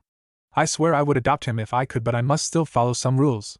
The way Hayashi said some made Haruko giggle, but a 1000-watt light bulb appeared over her head. You know, honey, there is another way for the boy to join the family. She giggled. Hayashi made a curious face and looked at her in silence. We have a daughter his age, and we have to find her a husband, that is if she does not choose one herself, Haruko continued, smiling. It took a few seconds for Hayashi to connect the dots, and while he was known for his cool head and calm demeanor, he was still a father first, and his reaction was only fitting. He jumped out of the bed anime style, instantly getting up to his feet, with his back turned. He was dancing a rain dance, saying, No! No! No! I will not have my baby leave me. The moment she brings a boy, even Naruto-kun I will. Honey! Haruko stated in a calm, sweet voice but with a graver tone. Hayashi froze in place and turned around slowly, instantly turning blue at the sight of his wife. Haruko was smiling and looking sweet, but behind her the background was black and an evil demonic figure was outlined in red with red eyes. A/N. Imagine what you want, but personally I see a woman the same build as Haruko but with clawed hands and her hair going all over the place. You will do what, honey? She continued to ask in the deceptively sweet tone, with the figure behind opening her mouth in a feigned smile and growing bigger while the claws were getting closer to Hayashi's neck. I will stand aside and be happy for my baby, Hayashi answered, breaking into a cold sweat. The figure retracted and the background changed to flowers. I knew it, dear. Haruko smiled again, with the figure peeking from behind her head. It had been a month since Naruto had faced the council and changed the future for any Hyuga clan member. He was now walking towards the shinobi library with a paper slip in his hands, accompanied by Hisashi and 2 other branch family members. He could still feel the cold, hard glares that most of the villagers were giving him. Of course, the fact that those glares were met back by Byakugan-enhanced eyes did help. The Hyuga guards near the boy did justice to their reputation as masters of emotional control, since inside they felt like Juken spanking everyone who dared even think bad about their hero. Yes, hero. The use of the forehead seal stopped, and word got out of who was to blame for this. Well, anyone with half a brain could figure it out. The branch members were now practically worshipping the ground where the boy walked, much to his own displeasure. He didn't want to be worshipped, or even thanked for his actions. He did it out of love for his adoptive family, and the fact that they were happy and safe was all that he needed. Living with nobody to care for you and to care for nearly 5.5 years made him thankful for the little that he got. Of course, that didn't mean that he didn't dream for greatness, but he also understood that nothing came without sacrifice and hard work. He didn't let the worship get to his head, although he did like the fact that he could walk the streets without fear of being mauled at every corner. And all he had to do is bluff the council. That's right, I said bluff. Flashback 2 days after the Hyuga council. Hiruzen was sitting in his office chair looking out the window while 2 Kage Bunshin were signing and sorting the paperwork. Ever since Naruto pointed out this method, he could enjoy the little things in life like watching the sunset, drinking his coffee and reading his Ika book, much to the displeasure of his female A and B guards, while giggling like a perverted schoolgirl. But today he was in too deep a thought to consider anything like that. A knock on his door broke the silence, and lifted him out of his thoughts. "Come in," approved the Kage. The doors opened slowly and the figure of a man gracefully entered, followed by a small child. "You summoned us, Lord Hokage?"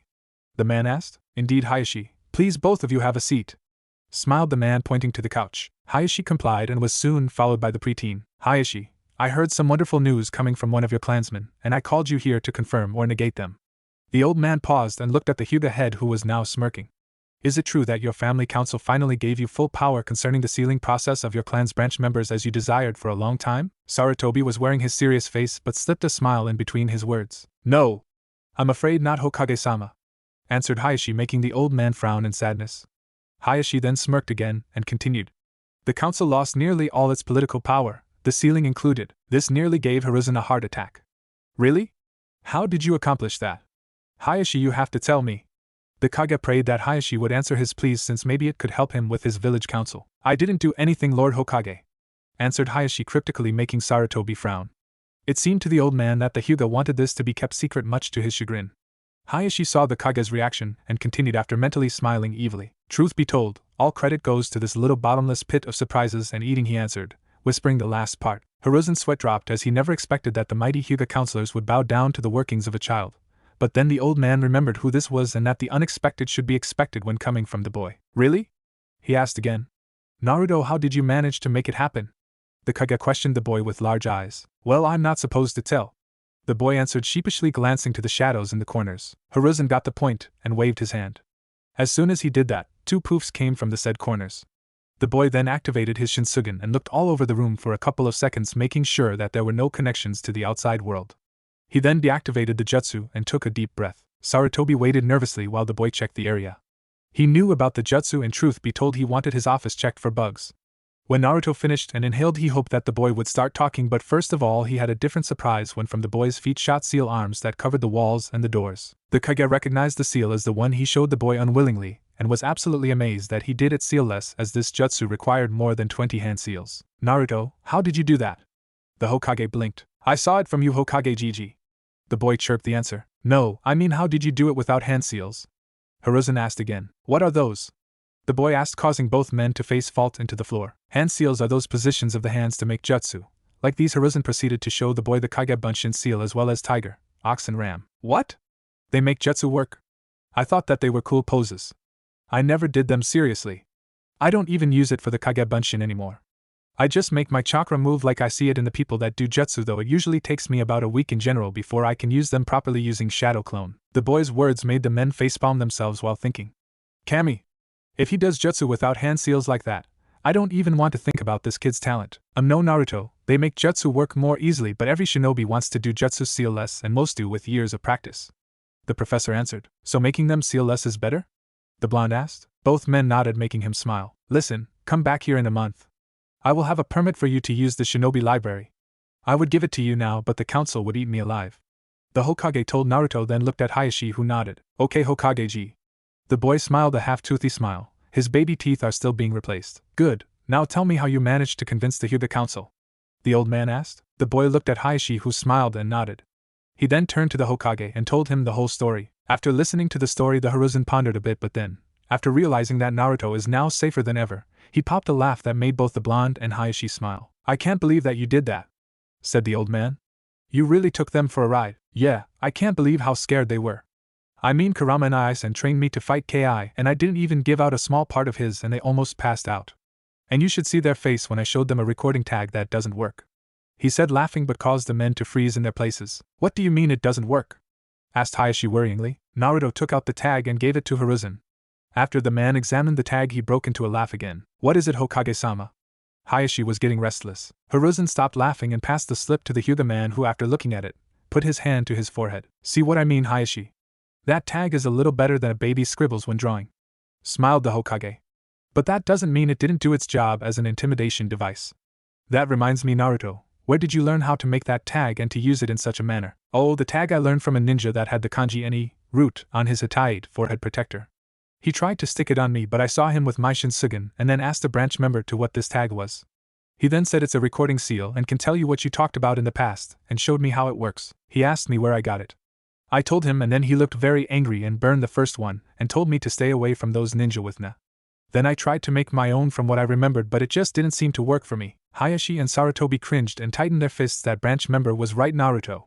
You must stay away from them. They are shinobi that work for a very bad man. Hayashi told the boy. Okay. The boy answered. Even though he was curious, he decided not to ask when he saw the angry looks on the men's faces. You still didn't tell me where you learned to intimidate people like that. The Hokage told the boy. Oh, that I learned by watching the scary Aji-san, uncle, old man, and Wani-chan, sister, who live in the basement of the big building that looks like a hospital that had a sign on the wall that says Konoha's Intelligence Division.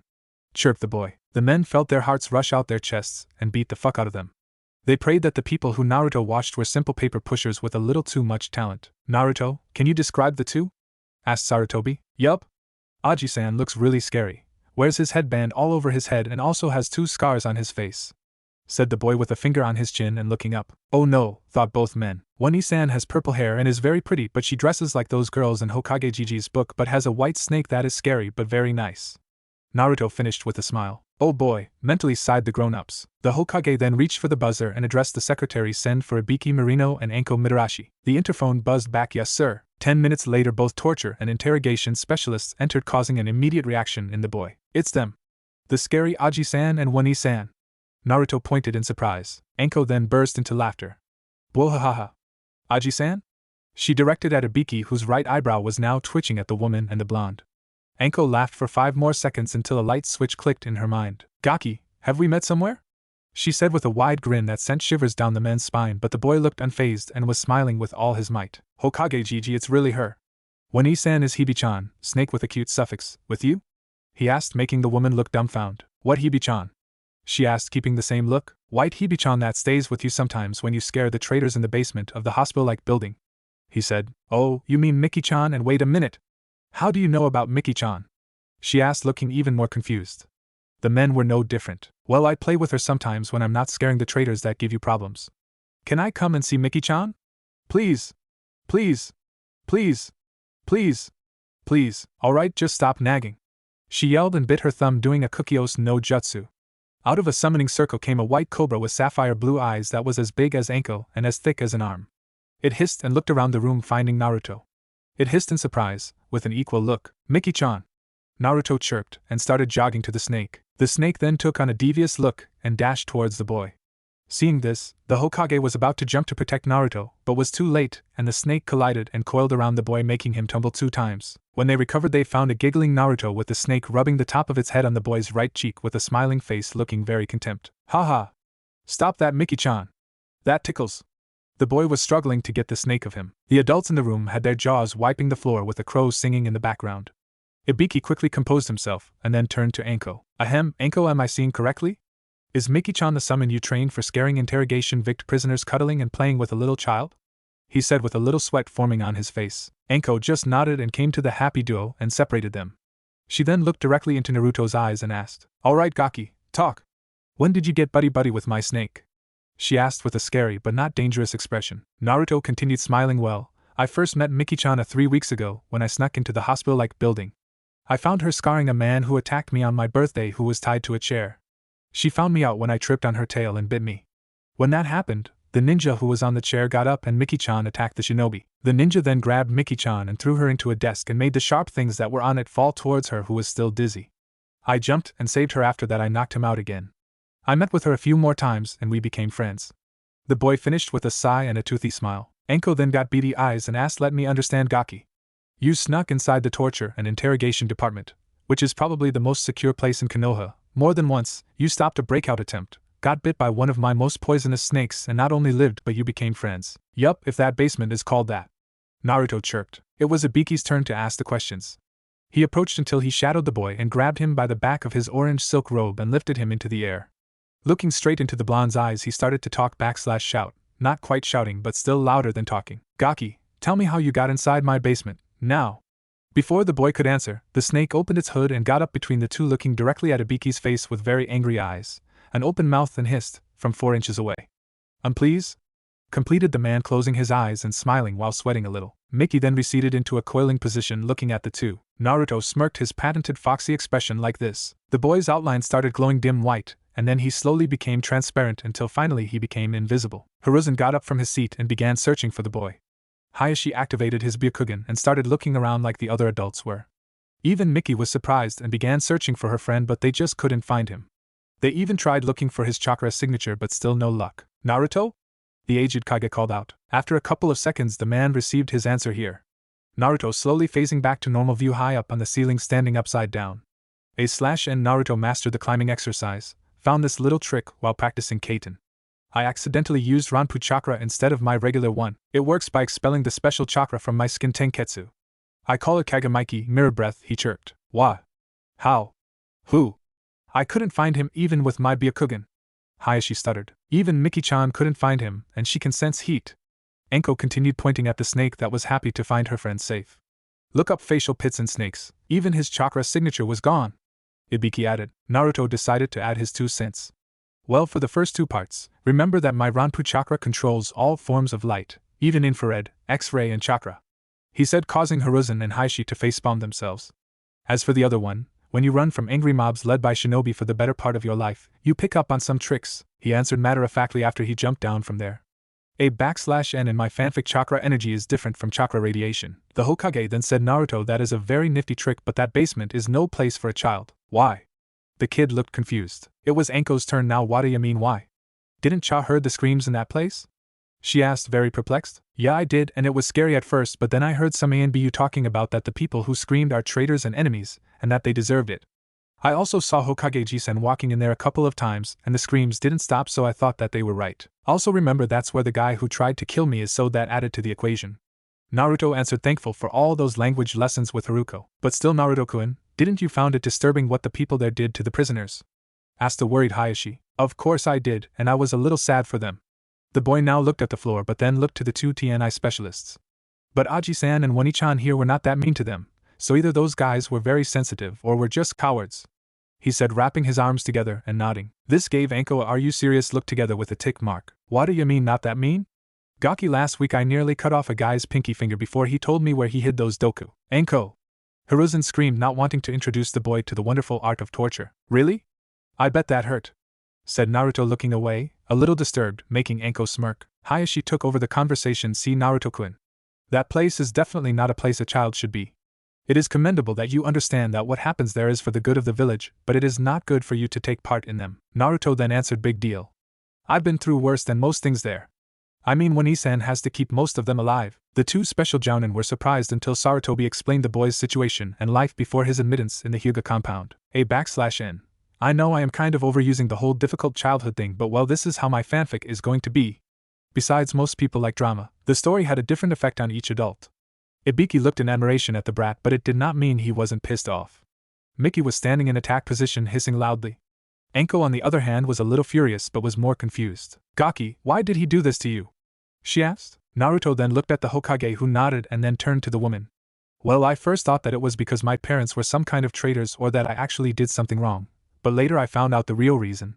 Let me give you a hint. He is furry, red, is as big as the Hokage mountain, and is sealed inside me, he said, smiling. Both TNI specialists looked at Hiruzen, who nodded and said it's okay, he knows. The Kyuubi, answered Ibiki, gaining a nod from the boy. By now, to say that Anko was seriously pissed would be the understatement of the millennia. After all, it was the same thing that happened to her because of her traitor sensei Orochimaru.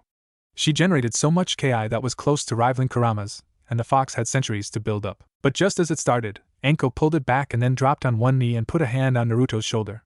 She then smiled and told the boy, I mean Naruto-kun, if anybody even looks at you the wrong way, you come and tell your Wani-chan, okay? She said, deceitfully sweet. Naruto saw through the nice mask that Anko had adorned and nodded furiously. Meanwhile, Ibiki was thinking this kid is a natural at infiltration. Gaki, I have to hand it to you for staying awake through that. The shock from the pain alone could have killed a civilian adult. Well, I have been through worse than that.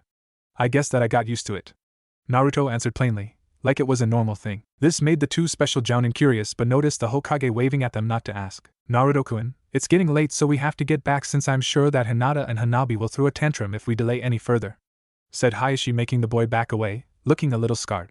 He knew from experience that if Hanabi would get mad, all hell would break loose. Last time that happened it was when she had to take a standard vaccine for children. It took Naruto and Haruko 2 days to repair the relation between father and daughter, since it was Hayashi who took her to the doctor. Okay. The boy answered before lifting the privacy seal. He was about to walk out of the room when Miki coiled herself around the boy as if saying goodbye. Looking at the two, an idea flashed through Anko's head. Naruto-kun, why don't you keep Miki-chan for a little while? I've been pretty busy these days and she got a little bored, so I think she will be happy. The boy then looked at Miki, who happily hissed and nodded, and then turned back to the woman. That would be great, Winnie-chan, but wouldn't she scare the other people in the compound? I mean, she is a pretty big snake. Oh, I don't think that it would be a problem. Anko smiled and gave a mental command to Miki by looking her way. The snake understood what she meant and began shrinking until she was about as small as a shoelace. Cool, thought the boy, who picked her up gently in his hand. Anko then saw the worried look on Hayashi. Just so you know, she is a summoned snake and is a lot smarter than common animals. She knows who is to be trusted, but you can also tell her that somebody is a friend and let her get their scent, and she will never attack them unless you command her. But just in case, here is the antidote. She handed both Naruto and Hayashi each a vial of the counter poison. Oh, and if you need more, come and find me, she said with an evil grin. This action relaxed Hayashi and made him accept the offer and the snake. Then both of them left the office. End flashback. Naruto snapped back to reality to notice that he was getting close to his destination and took to looking around, memorizing the route so he may come back later. He then noticed a shinobi store to his left and a strange-looking scroll in the window of the said shop. He found it unusually alluring and intriguing and went to look at it closer. Does that storage scroll interest you, Naruto-sama? Branch member 1 asked, and the boy nodded in response. What is a storage scroll? The boy got curious. The Hyuga guard then smiled and told him to wait there. He then went inside the store and after a few minutes came out with a copy of the one in the window. He then knelt to the boy and told him, these work like your armbands but have a greater storage capacity. Both use Fuinjutsu to create a big pocket if you will. Hayashi-sama showed you how the seals on the bands work, right? He explained to the blonde, earning another nod. Ano, what is Fuinjutsu? I heard Hokage-ji-sen use that word a couple of times. Naruto asked, earning a deadpan face from Hizashi, not that the boy noticed. You use an A rank, 25 seal Fuin, Tomb of Secrets, seal-less, and you don't even know what Fuins are, thought the branch head. Branch member 2 decided to step in. Well, Naruto-sama, Fuinjutsu is a shinobi art like ninjutsu and genjutsu. It is the most difficult one to use as learning it takes time and hard work. In fact, Konoha now has only one Fuin seal master. He is Jiraiya-sama, the Yondaime Hokage's sensei. He said with pride. What does it do? The boy became even more curious as he heard about his dad. Hizashi took over. Well, it can do anything you want provided that you know the seal formula and you have the skill to apply it. To know a seal formula or to create your own you have to study a lot of seal theory, and to have the skill you have to practice. Understand? Yep. But one more question, what is a seal formula? Member 1 then opened the scroll to reveal a strange pattern, like a star with a circle in the middle. See the marks on the scroll? This is the seal formula. He then handed the scroll over to the boy to look closer. You may keep that scroll. It is reusable and it has a preservation addition to keep things from going bad. The Hyuga smiled. Thank you?